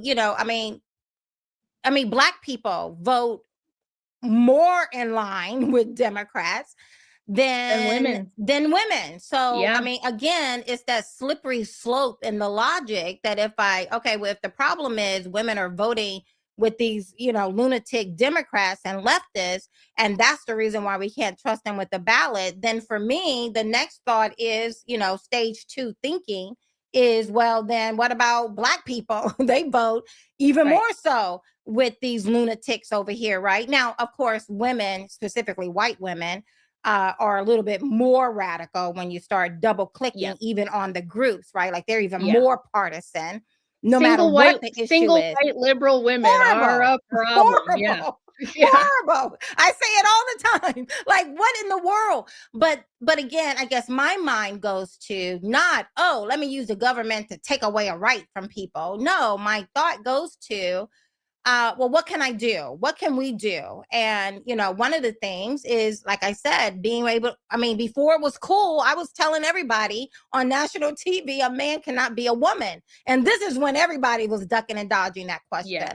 And I think it requires courage. I think it requires people to read and to understand and to do what you and I are doing.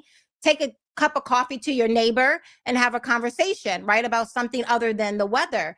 But here's another solution. I think, and this goes to, I'm sure you would probably agree with this. I don't know if you did it.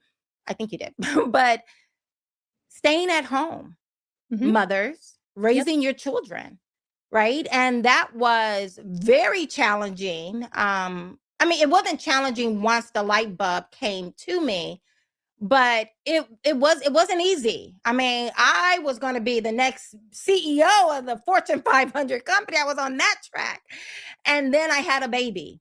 And all of a sudden I realized some person at a daycare sees my child more than I see my child. Yes. And I had that the same experience. how am I going to impart my values on my child if I get 2 hours every day with my baby, right? Someone else who's spending 22 hours with my child is going to be able to determine that, right? And so I thought I step out of corporate America, work in the stay at home, and then when my kid turns 5, I put them on that little yellow bus and let them go off, right? And then I can get back to my life.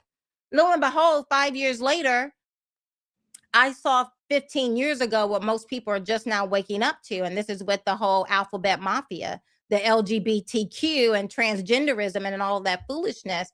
And that caused me to say, I'm going to start homeschooling our kid, right? I think that is the solution for me when I look at because I am a rugged individualist.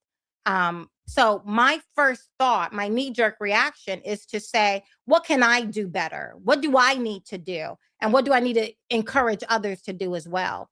And mothers need to come out, perhaps, maybe.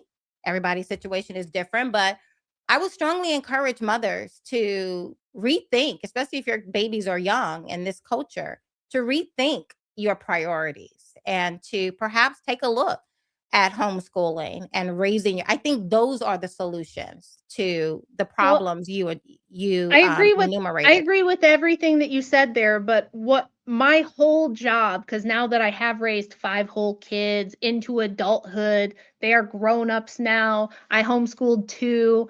I gave up what was supposed to be a bright future in academia because I wanted to stay home and raise kids, and everybody thought I was insane. So we agree on all of that completely. But what I've done for the last few years, now that I do have time, I'm a little bit of an empty nester, is I have kind of dedicated myself and my time to thinking through the problem of how do we fix this? All the things that you just talked about, all the things we've been discussing, how do we fix it? And you have to go back in our history to find out how we got here and what happened. The reason we have young women who think it's a better deal to start an OnlyFans at 18, never get married and never have kids. The reason the birth rate is well below replacement and has been for a long time is because through women's suffrage, through women's political, their political endeavors, we got things like easy birth control access. We got Roe v. Wade passed for a long time, and we still are struggling with abortion and things like this. And we got the invention of things like gender studies in the schools. We started pushing the government. The federal government is the one single entity that has pushed women away from fathers and husbands and toward the government and into its arms more than anything else. And it's because of the women's lobby. The women's rights lobby, the National Association of Women Lawyers back in 1911, this was the plan. The plan was we get women's votes, women become a political bloc, we demand equal representation, and then we go to Washington and we stump for all these things. We get no-fault divorce, we get equal pay with men, we get no more shaming single moms, and you can just have babies with whoever, you can get abortions, you can be on birth control, you can have sex with everybody, and nobody can shame you. All this stuff, this giant progressive liberal baggage of women that everybody's going, what happened to women? What happened to women? All started with political equality.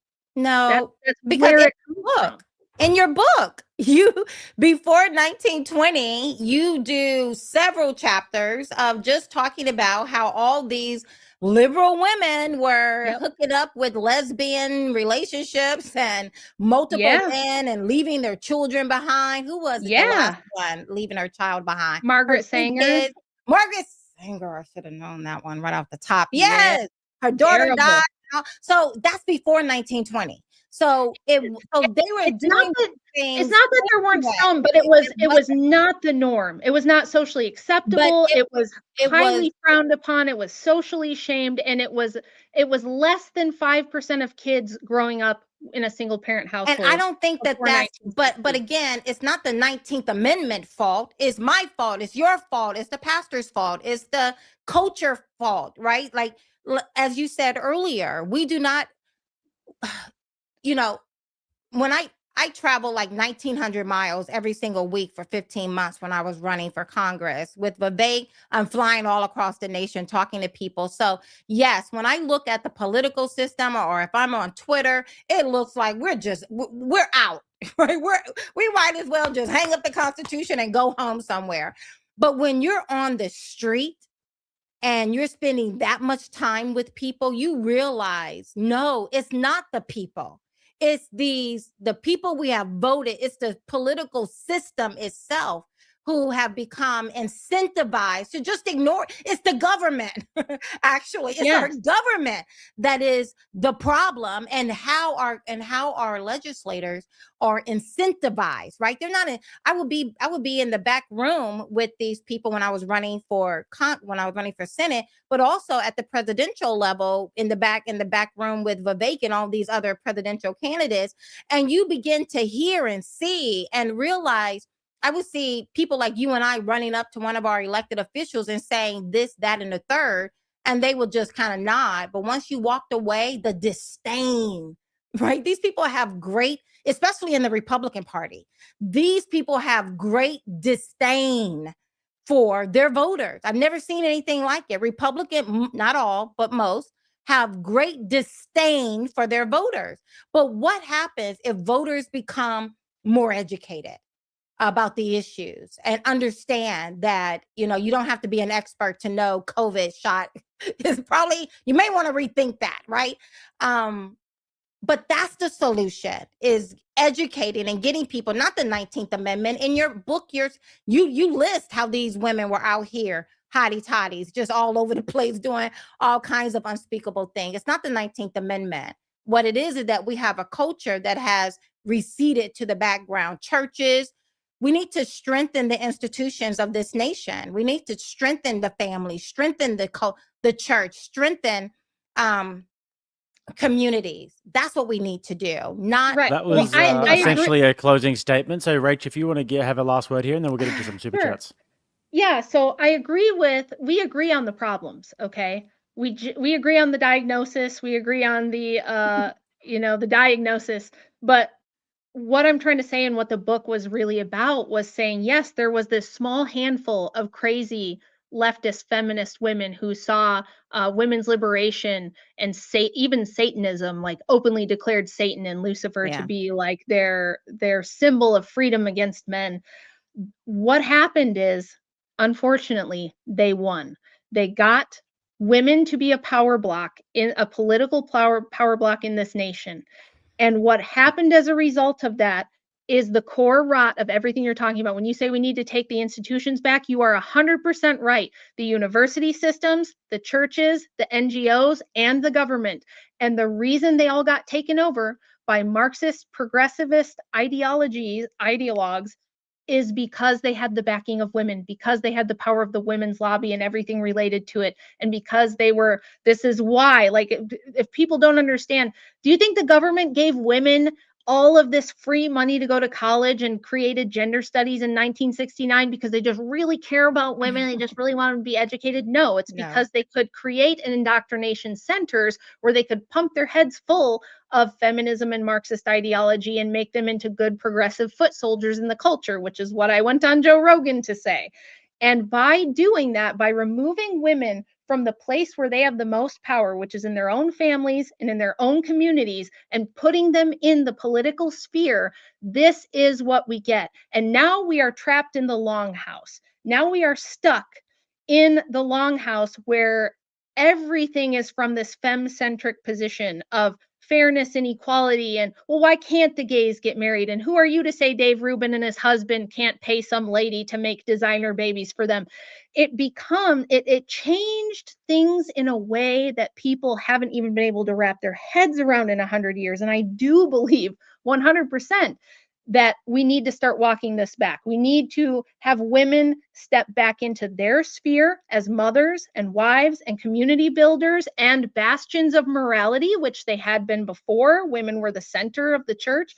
And we need men to fully step back into their sphere, which is as the providers, protectors, and enforcers of humankind, the ones that build and defend the nation, and that's their sphere, and they need to take it back over completely from the women. So I don't spend a lot of my time trying to convince women, not because I don't love women, not because I don't want them to understand where I'm coming from or be on board with me. I do.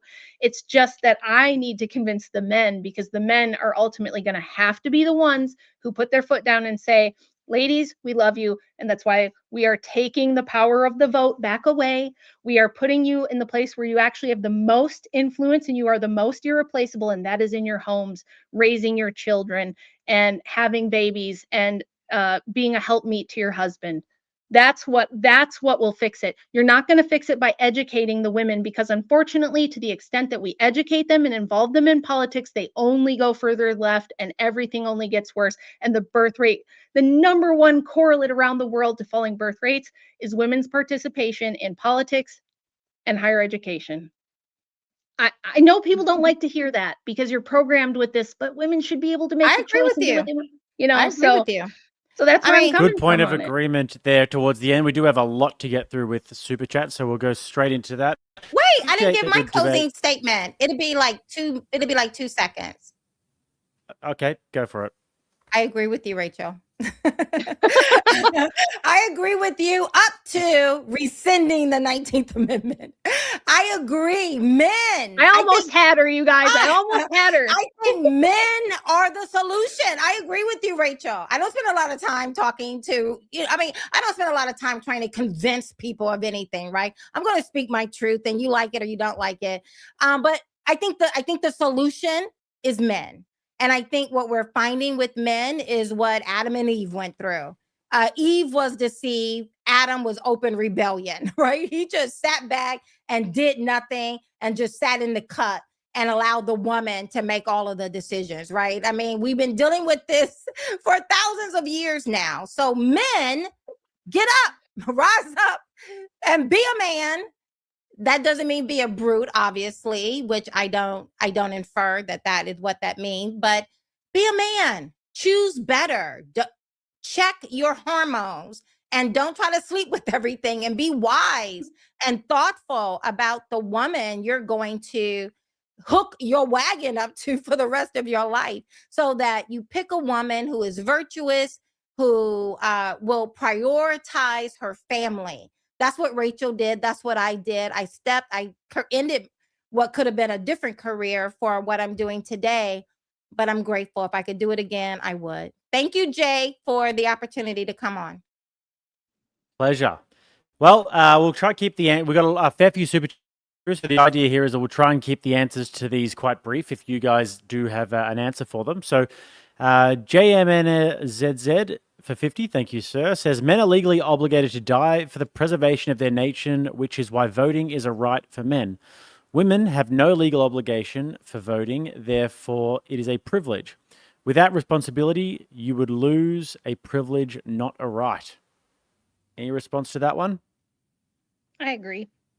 That was kind of my whole argument. I disagree. Yeah. Moorhead comes in for 20. It says, hopefully we can get Mrs. D a smoko she deserves. I don't have my soundboard. I can't be doing that. JD says, if the God you believe is unchanging, then it seems a stretch to say voting is a right when God was anything but pro-democracy, considering he installed kings, not democratic government. I agree with that too. That's why I'm not. Sorry, guys, I'm not a democracy enjoyer. I disagree. I mean, do you have anyone? I mean, I know I was walking into your turf with your people and all of that. Is there anyone out there who is more reasoned? I think I make a good case, and I've trained the crew. Yes, but this person, I did that when I walked in. I am a monarchist, Goofy. I've said it multiple times. Why haven't you converted to a monarchist, as Christianity is a pro-monarchy religion? Yes. When Kathy was saying she thinks America's the greatest nation ever, I love America. It's my home. I love the people. Rural Americans, by the way, are my folks. You poor hillbillies. You guys are my people. I love America. But greatest nation, objectively, Byzantine Empire under the Orthodox Christians. So yeah, and my husband doesn't even go that far. I'm a little bit more based than he is. Yep, you are the based Wilson, the cool Wilson, and the I'm mean teasing. Wilson. Andrew's awesome. Listen, when it comes to politics, listen to Andrew. He's a brilliant strategist, and I listen to him all the time. So listen to Andrew. Don't listen to me. But Yeah. historically, monarchy, yeah, Yep. much more stable. JM says for 20, only women can have babies, but they have no legal obligation to do so for voting rights, even with the current birth rate crisis. This would be actual equality, and both left and right wing women would oppose this.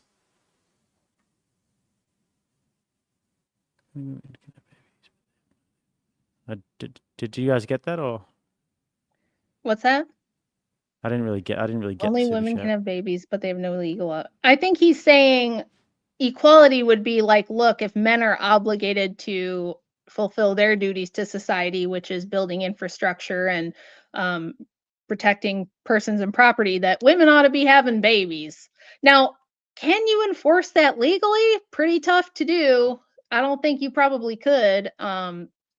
Like out of purely theoretically, I do think women have a duty to produce the next generation, but I mean, we're in a position where we can't really enforce that. So, Right.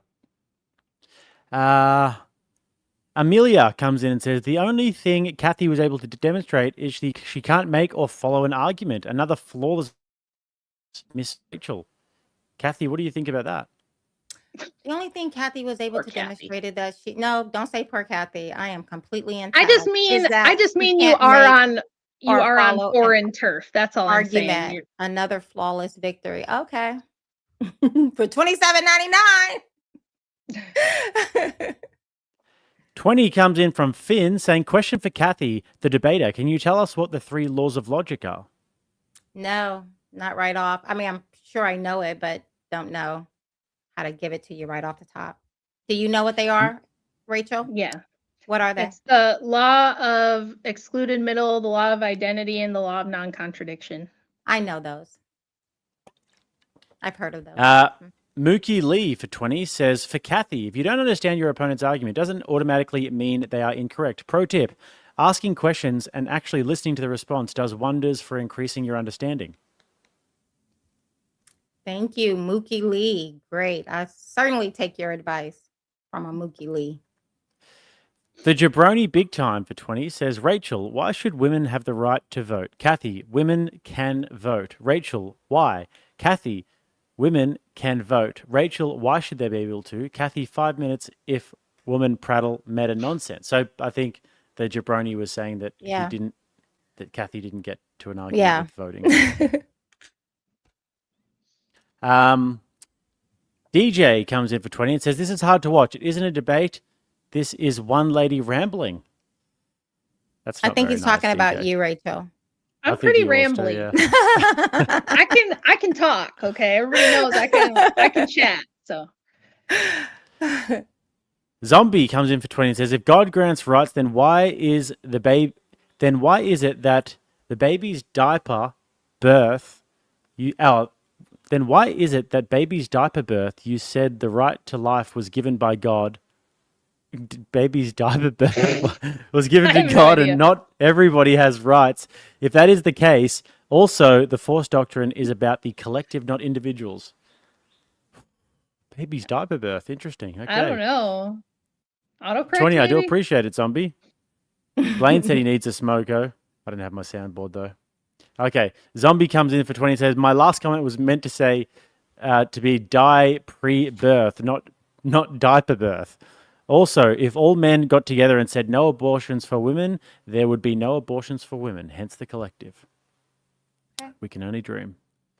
JD says, Kathy, are the Declaration of Independence and Constitution part of your religious canon? If not, then your justification for any rights seems fallacious. I think Kathy is just taking the typical interpretation of our founding documents as her founding axiom. I think that's why she was saying first principles, to be fair. Yeah, and I Now, mean, my and job not is to destroy the founding axiom and precept that yeah. and blow it out of the water. But that's where most Americans start, and I used to start there Yeah, too. no, and I mean, and okay, if most Americans start there, that's not, if I could get up and walk over, I will pull out the Federalist Papers and walk through what our founding fathers actually, because they expounded on these rights. So, but nonetheless, continue on.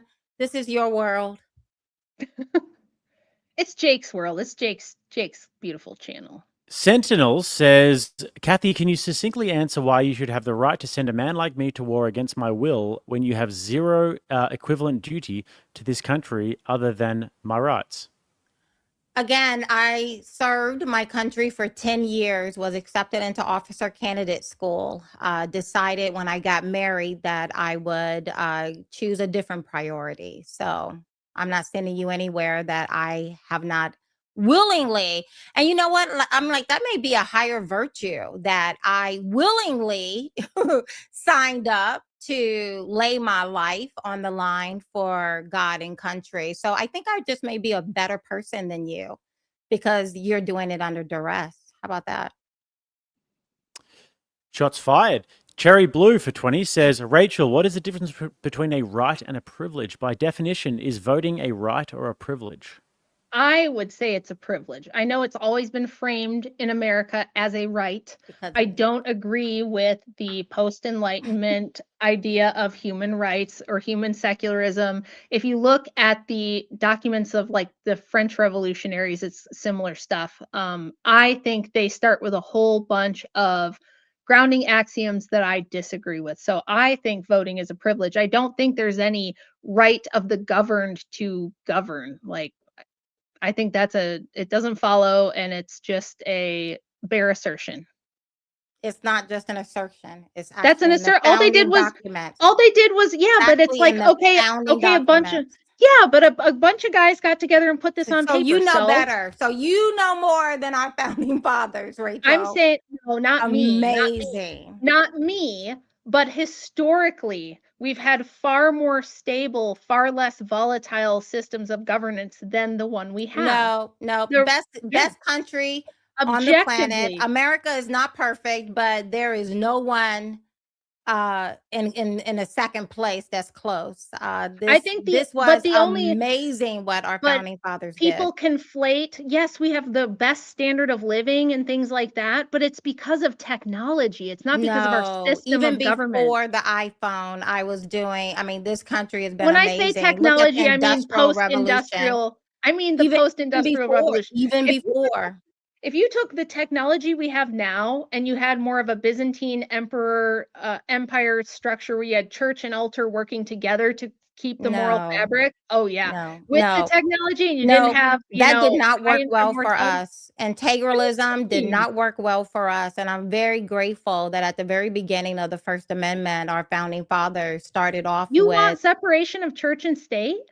Absolutely. I'm That's a not bummer. voting for my pastor. I would certainly not vote for a pope to be the leader of So you my think that country. atheists should rule a nation of Christians because they'd be more No, fair I and don't. Well, objective? see, because I can vote, I would vote not for that. However, let me just say, Vivek Ramaswamy, a practicing Hindu, and yet I would never vote for him. He behaves more like a Christian than most Christians I know. And so because there are different principles, I'm not voting for Jesus to be president. I'm not voting for my pastor to be president. And this country wasn't founded with that in mind. And instead, as Protestants, and I read your book, I thought you said that it was for a good and moral people. How can you be good and moral without the Christian God? Right. Well, no, I quoted that. John Adam, our Constitution made only for a moral and religious, because where do you get your sense of morality? From religion. Right, from religion. And so I'm not going to vote for people who worship demons. Well, no matter how nice they make it sound. And you know what? And because you have the ability to vote, you can do that, Rachel. You can. Okay, nobody out there should be voting for people who worship demons. Okay, whatever. But what I do know is that whatever. I know, but as a Protestant, I'm grateful that our founding fathers took us from underneath the thumb of the Pope or the church and and accurately stated that I can have a personal relationship with God. That is what religion, if you read the Federalist paper, religion of freedom of religion is not freedom to be a Baptist or a Catholic, but freedom to be freedom of conscience, that I can communicate to God, God can communicate to me, and I can make decisions on how I want to live my life. Now, that's not unrestrained because we have social contracts in this country of what the guardrails would be.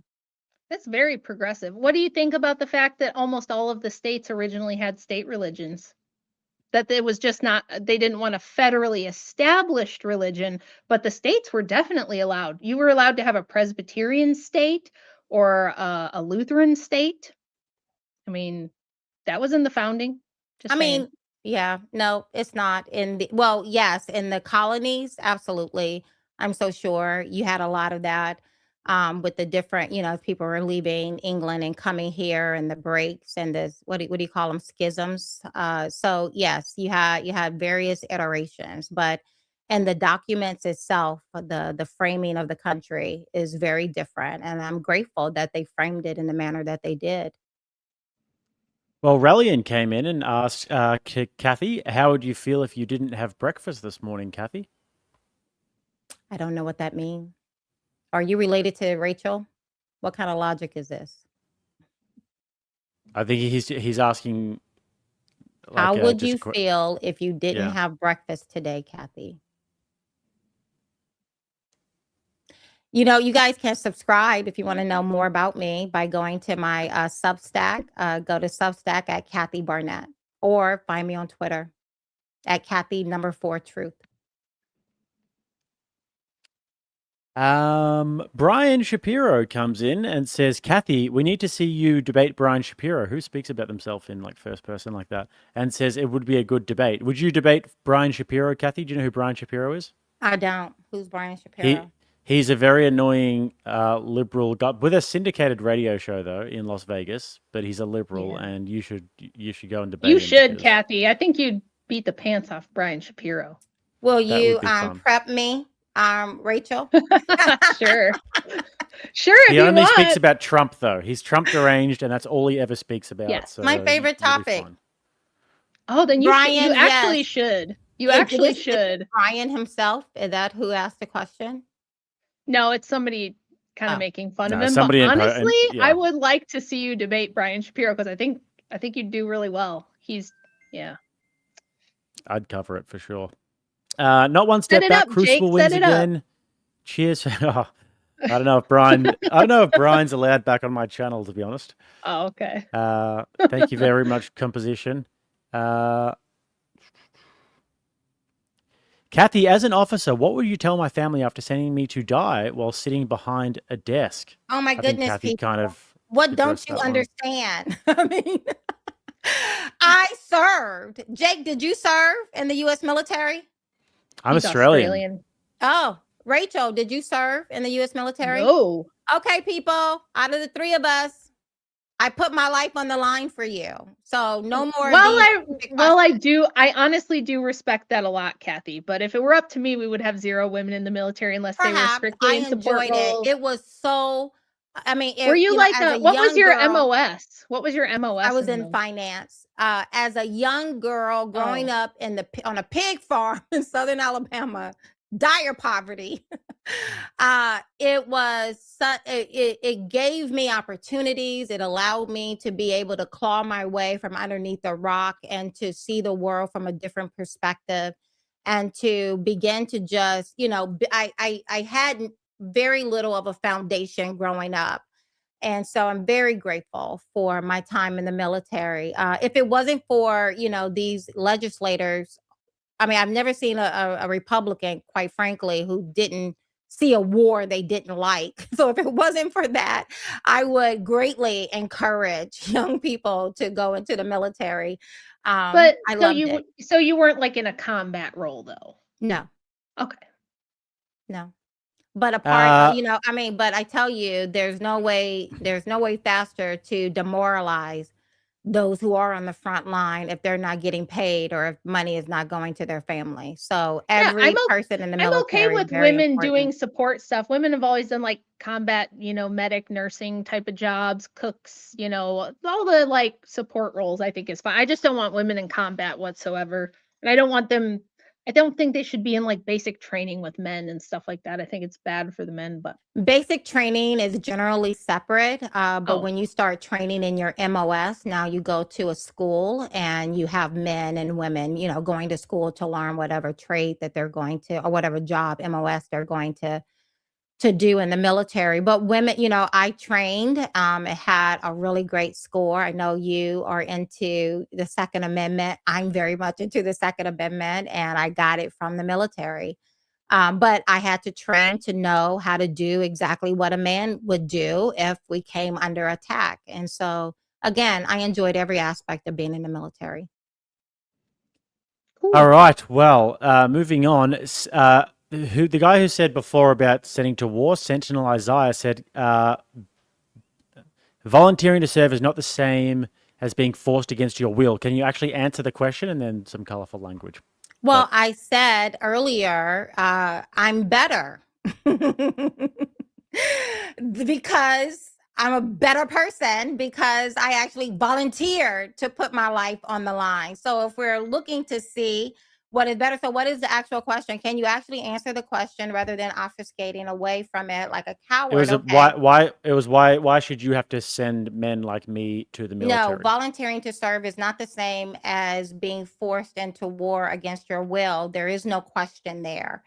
But nonetheless, I'm going to assume your question is why is it bad? Okay, I don't know. Vote. Vote for, get behind a particular men, get behind a particular candidate who will rescind that. Because I would love that. I have a son, a 20-year-old son, and it pained me. I literally called a lawyer to see if there was any way that he would not have to automatically sign up. So I'm not trying to send anyone anywhere. So I don't know what the question is about. But again, to your point, I think I'm better if the only reason why you go and fight for your country is because someone has to drag you off kicking and screaming, whereas I volunteered. So I think that makes me a little bit better. All righty. Diezenauer for 20 says, "Oh, Kathy, how would you feel if we tied the vote to military service and signing up for selective service?" I agree. I think, again, my whole premise is, Vivek used to say, the solution to bad speech is not less speech, but it's more speech.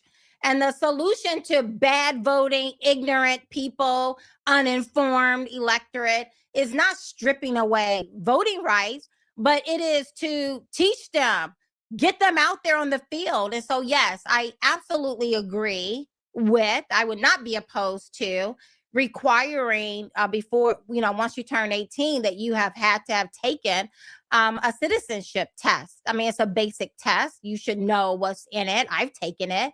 And so you should do it. And if you take that, you have the right to vote because it helps you to understand what kind of government we have, who we are as a nation, what we believe, the values and all of that. So I think any way to better educate the voters is always a good thing. And if they, if they're bad at testing, okay, then do some kind of involve yourself in some kind of civic service, whether that's volunteering with the fire department or signing up for a tour of duty. Yes, I'm going to always vote yes for people to become better informed about what kind of government we have. Yeah, I was on a podcast the other night, and one of the females on the podcast didn't know what country was below the United States, and she lived in San Diego. So I think you should have some rudimentary understanding of your surroundings, I guess. But Peter White said for 20, what was your job title, MOS in the military? To Kathy, you said finance. 71 Lima. Is that a title? Is it, or what does that mean? Well, yeah, administrative.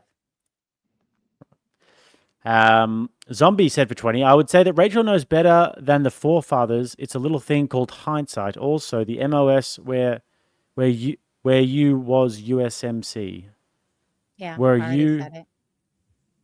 right. Okay, we got another one asking for the MOS, but that's been answered already. What does MOS mean?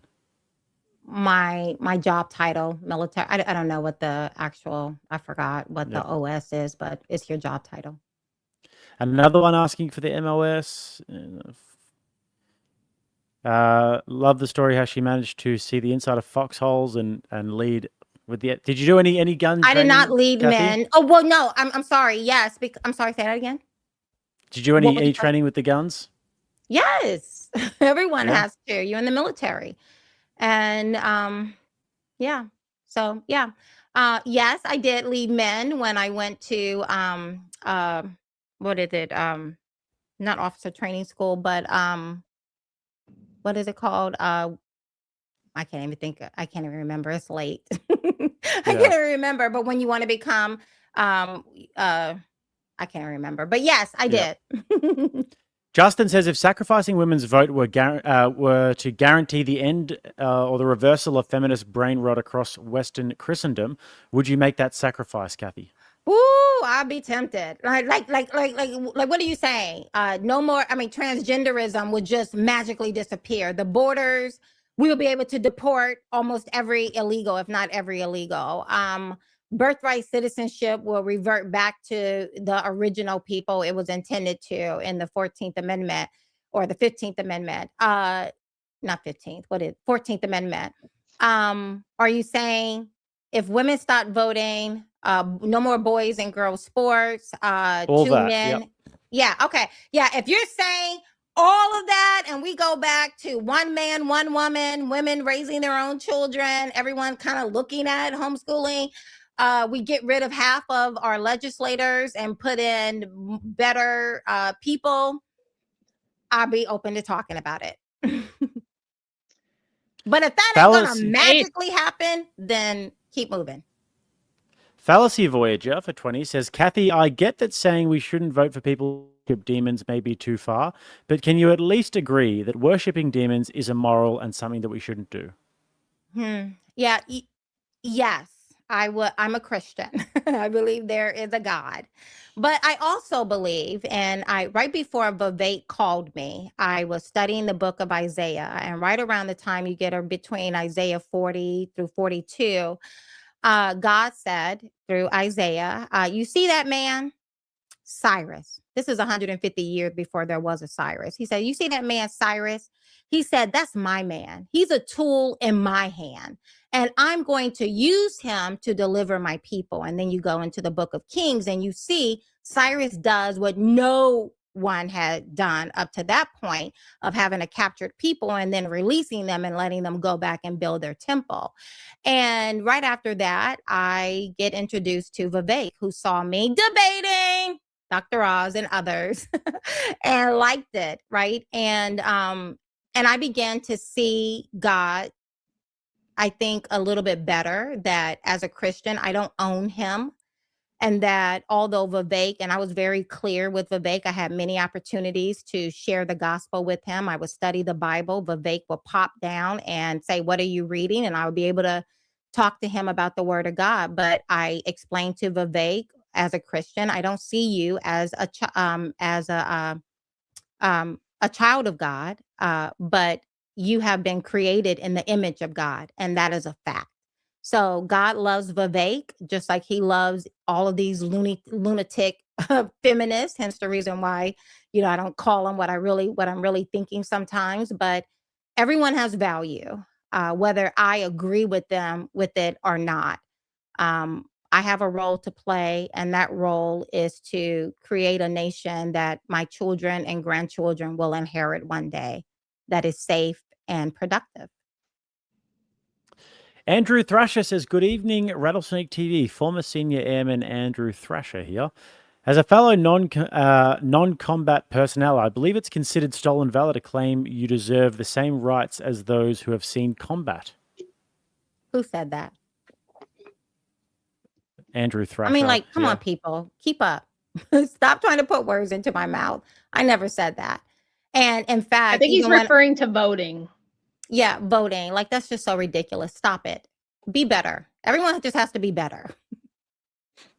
To Gooch says, please don't debate Brian Shapiro. He'll get his first win. Brian Shapiro will never win a debate.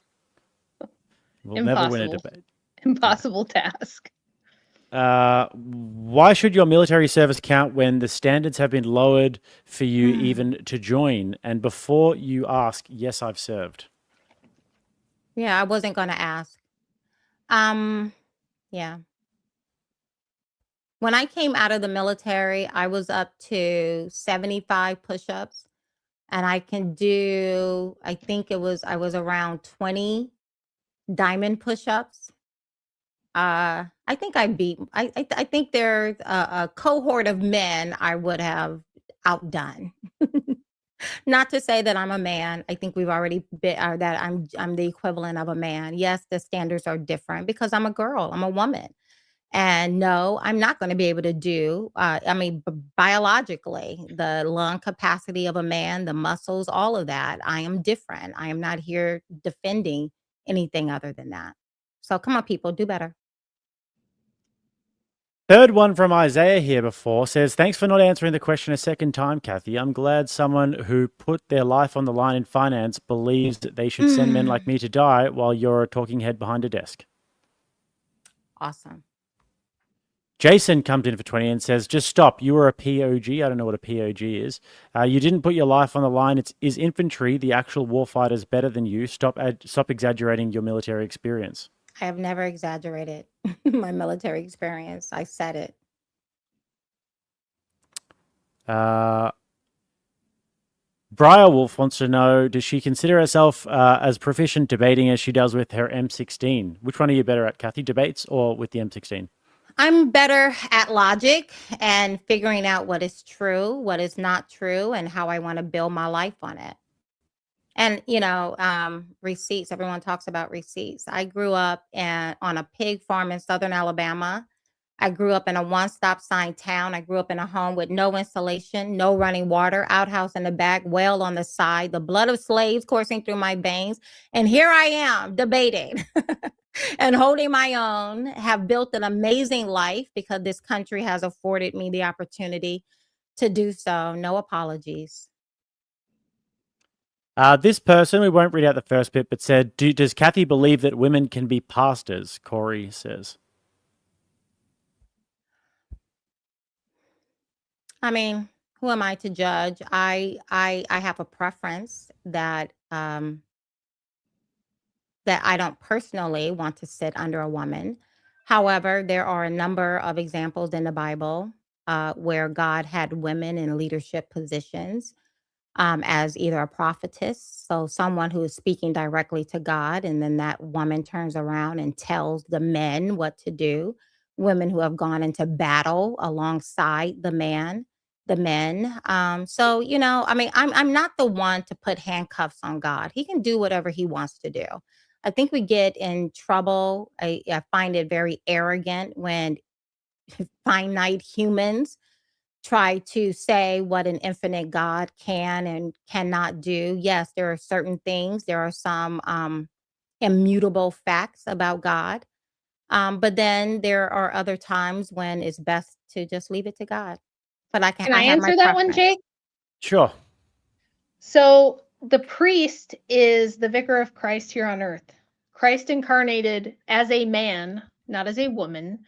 And that is why women cannot be priests. This idea of Protestant pastors, just any random person can just go, the Holy Spirit told me to start a church, and so I'm going to lead some sheep or whatever. Like, that is nonsense. Yeah. It's a brand new thing that started after the Second Great Awakening in the United States. And so, yeah, I would say women, our typology, we're supposed to follow the mother of God. We're supposed to be like Mary. We're supposed to emulate her. We're not supposed to try to be Christ or be his representation here.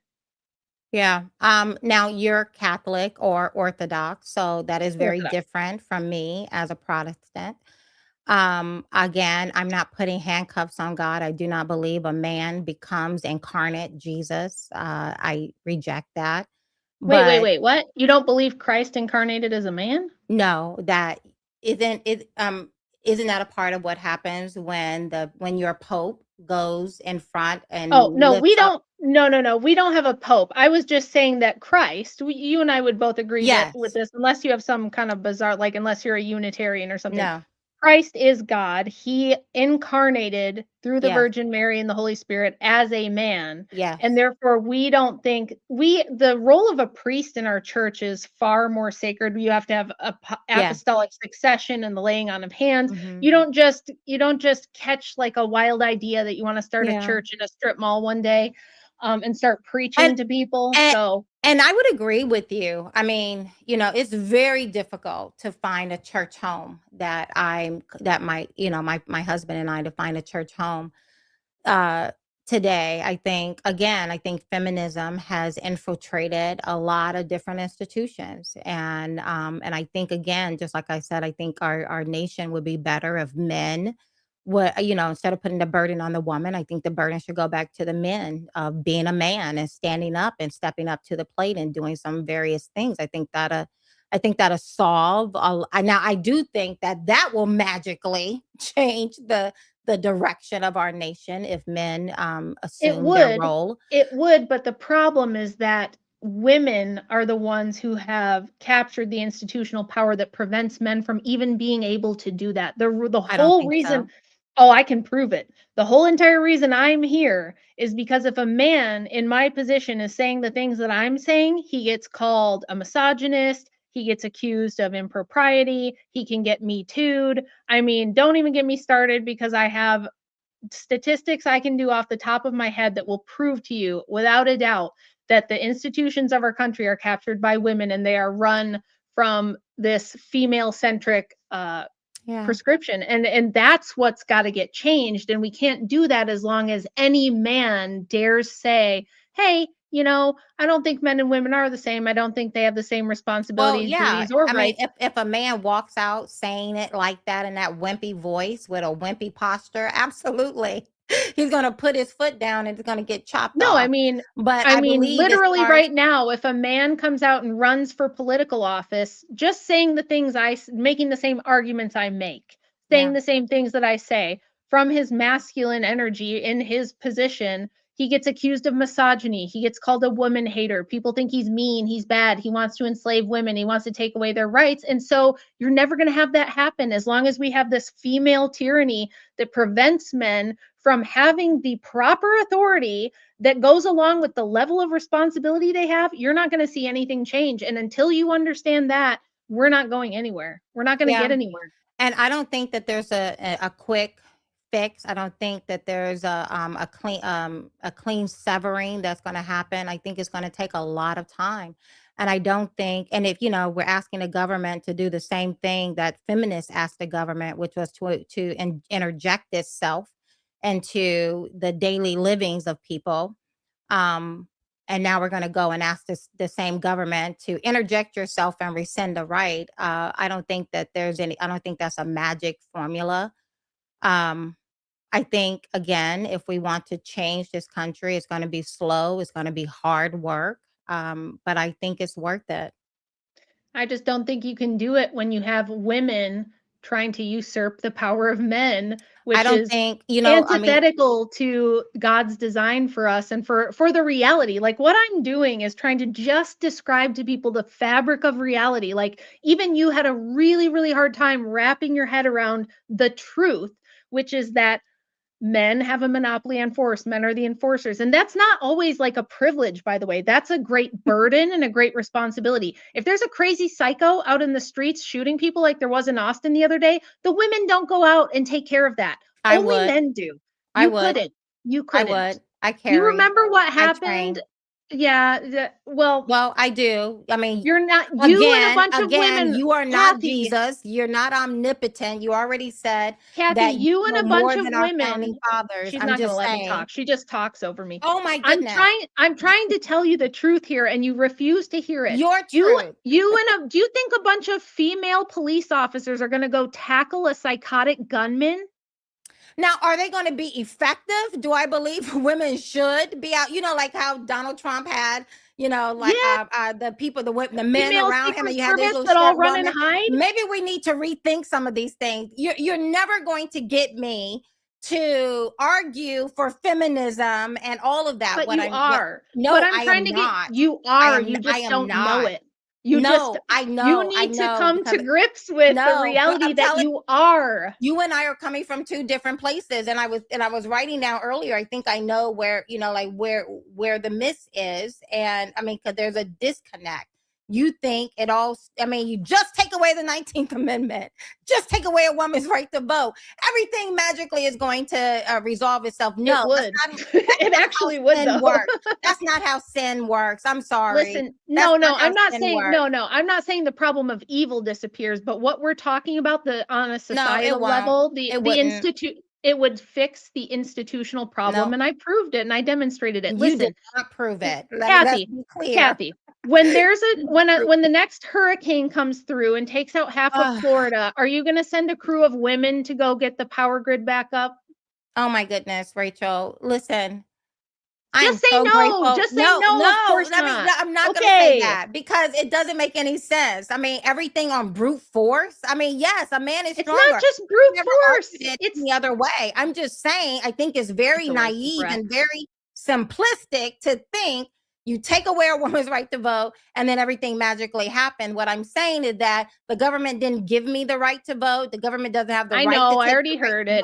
It's a lot. Exactly. I already heard everything that you said also. Convince you, but I think I'm going to convince most of the people watching. No, I wasn't even trying to convince you. My job, like I said, is to be able to come into all spheres and have a conversation. And because I'm talking to, I don't know, Jake, you got a lot of people who come on your channel, and maybe the diehard who will actually pay money, maybe they don't agree with me. And, just want to keep, cycling the same kind of comments along.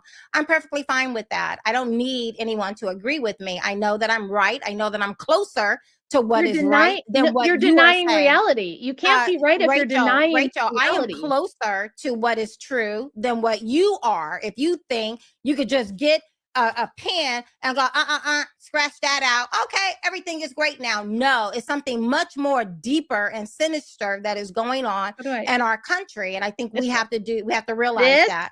This is why women shouldn't vote, you guys. It doesn't matter the logical arguments that I gave her. It doesn't matter how much you explain it. It doesn't. See what I mean? No, you don't want everything you said. Even the ones on our side, you guys. Even the everything conservative women are just as bad.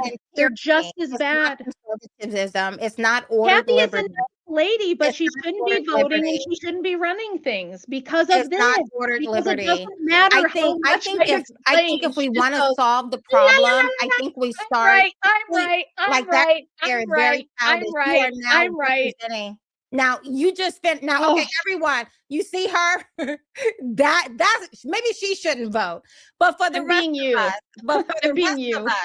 rest of us, I earnestly believe that if men and a woman, a husband and a wife come together, is the bedrock of every society. So it'd be, politics, we always say, flow downhill from culture. So if we begin to change culture, what is culture?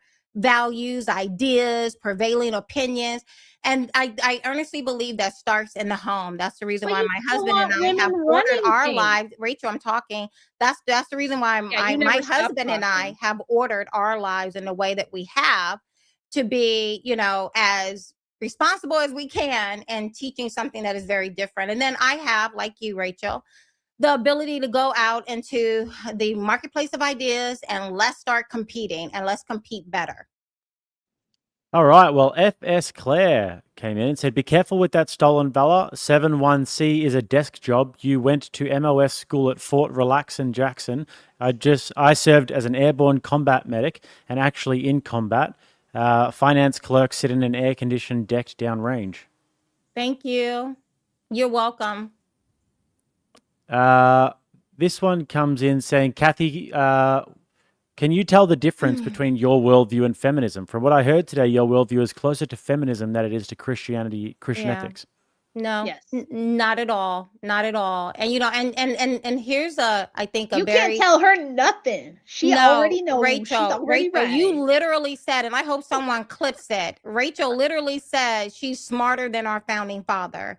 And so I think you're the one who's very arrogant No, I didn't. to say so. Yes, I yeah, didn't say I actually was you did. smarter. Yeah, actually I you said did. I That you think know that better than them. I think that You go with the into their benefit of homes. hindsight. You No, go no, into no. their homes, Okay. and the docent walks you immediately to almost every last one of their libraries, and they had books from the floor to the Can you ceiling. imagine They just read having it to all. listen to this just Incredibly forever, just intelligent people. eternally? She just never stops. I didn't say I was smarter than the founders. I said that Yeah. with the benefit of historical hindsight and me being an historian, I can Mhm. look back and see that no, the volatile and crazy history of this nation does not compare to far longer, more sustained, more productive and wealthy and in every way better other empires that have lasted for a millennium. Like it's not even close. I don't think that you can even compare them from an historic analysis. Yeah. I didn't say I was smarter than the founders. You Goodness did sakes. actually. You said that you know better.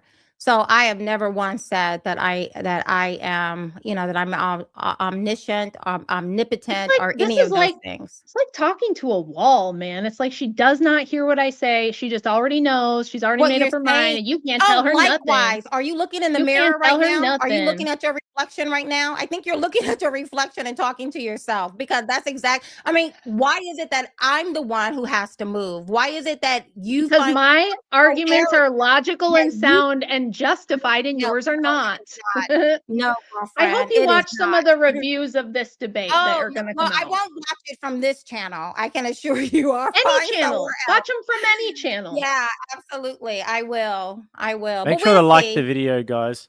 We have gone over time, and I wanted to be respectful of everybody's time here because I do appreciate you guys taking time out to do this debate today. What time is it where you are, Jake? Oh, I'm in Texas. It's 8:42 p.m. Yep. I'm Goodness in sake. I'm Austin. going to have to, I should just drive on down there and say hello.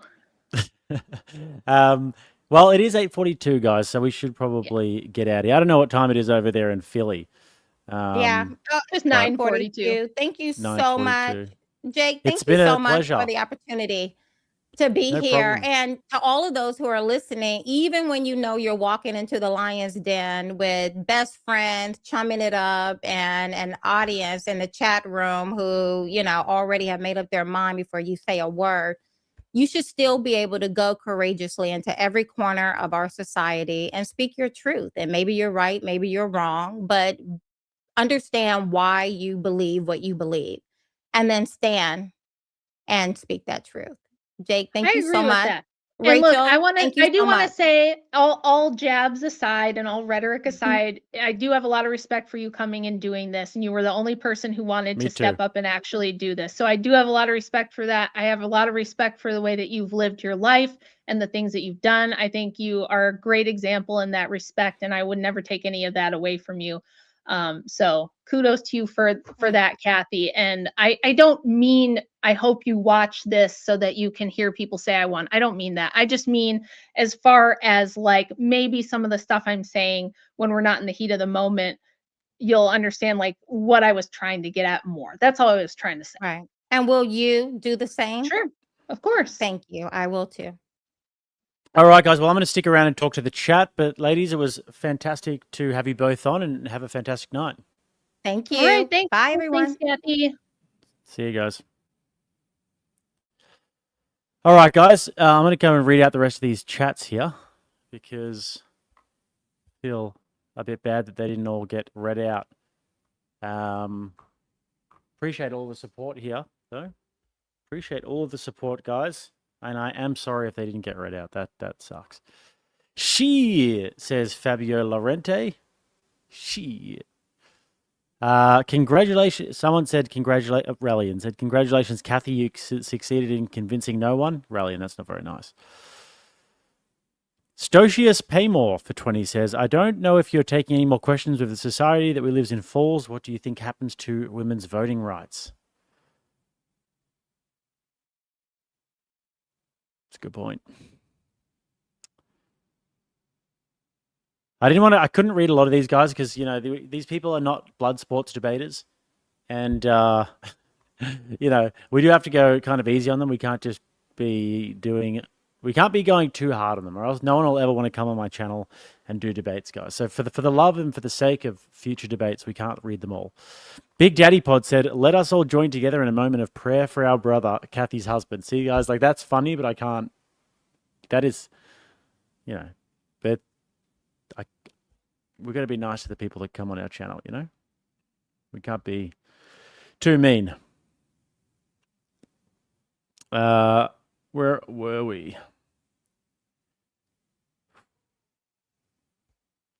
Riot said, former SGT Owen here. I was 25B, commo. I don't know, any of this stuff means. I was deployed and sat comfy inside the wire. What circumstance would you willingly actually fight for at a war? I was military is such a cop-out. Thanks for your service, though.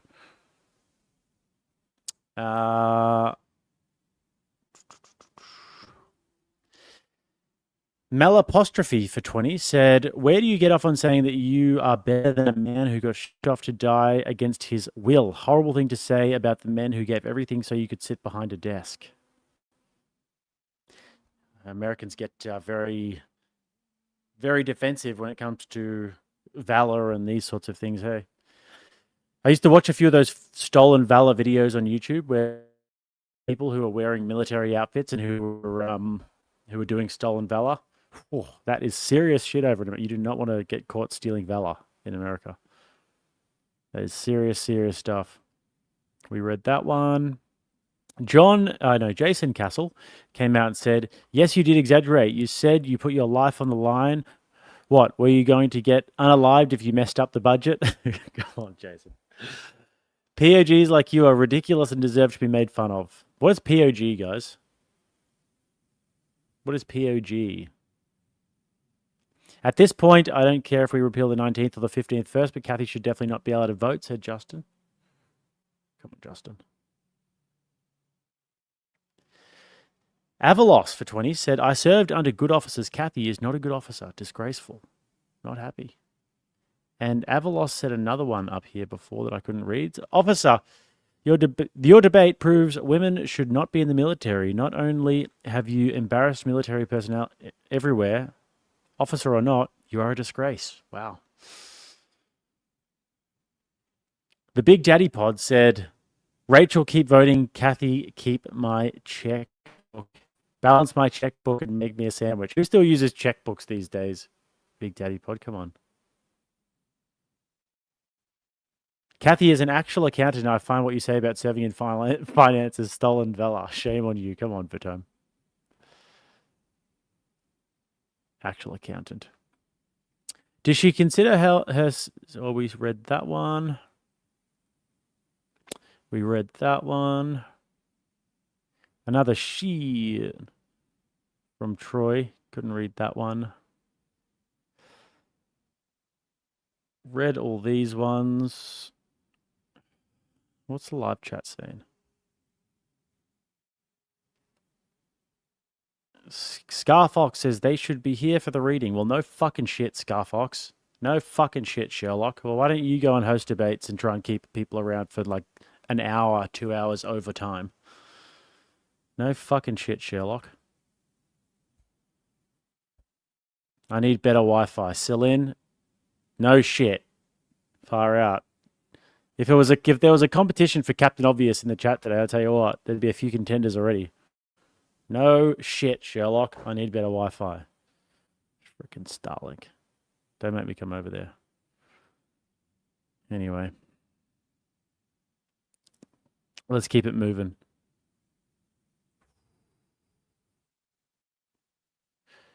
The good Austin. Couldn't read this one because it said she's absolutely disgusting. Says, thank you for putting your life on the accounting line for all us men who can be drafted and lose our lives while you sit behind a desk just so we can vote. You're absolutely disgusting to suggest you're better. Grow up. And then we had Andrew Thrasher as well in there. I read these ones.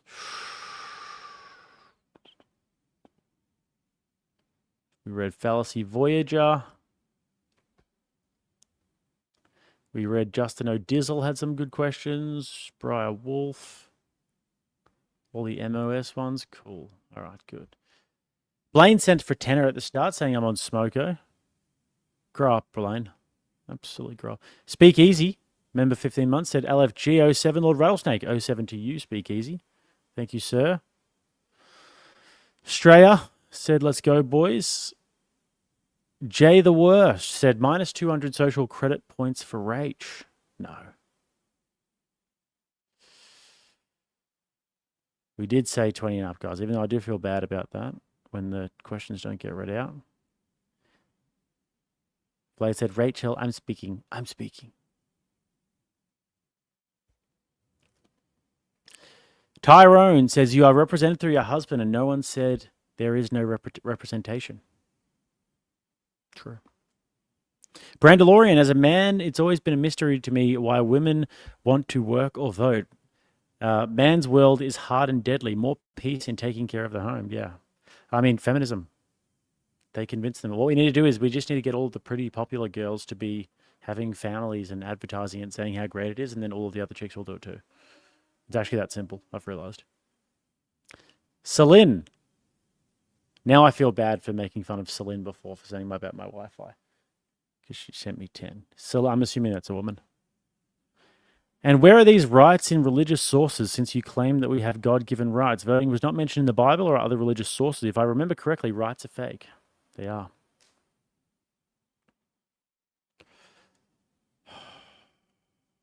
All right. I've got to get out of here, guys, and go have some... Let's see if there's anything else I've missed of the tenors. Blaine, Jake, this one is for a shot. You need it. I actually will need it. Any other tenors?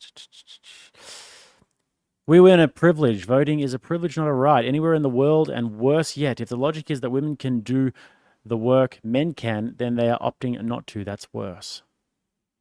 Thank you, Cherry. Appreciate you. Cherry also said, a right is inherent irrevocable entitlement you possess simply by existing. A privilege is a conditional advantage of or benefit granted by an authority. Voting is a privilege. I would agree with that. Voting's a privilege.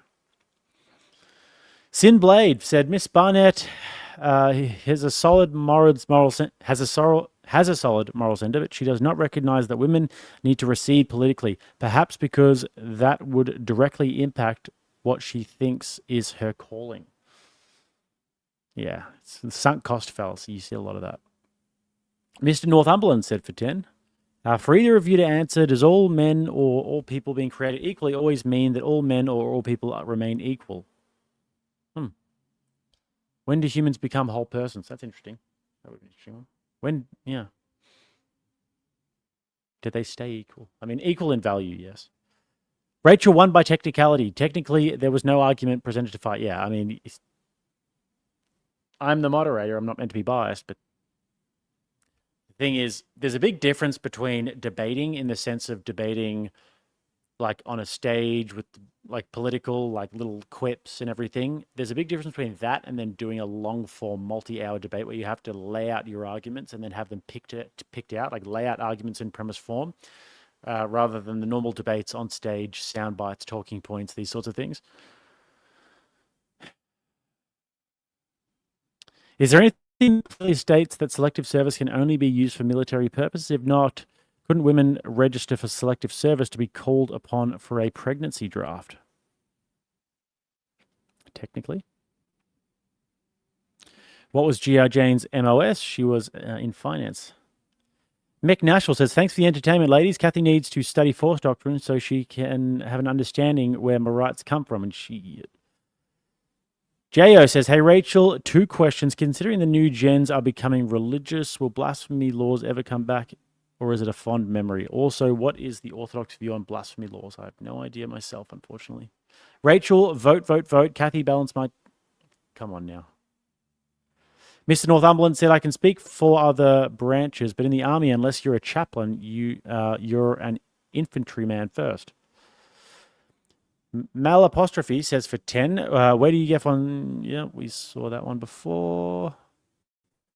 Andrew Thrasher says, Who do you think you are telling me you're better? You don't have a rational grasp on history. You have no idea what you're talking about. And Miss Wilson just destroyed your ridiculous non-arguments.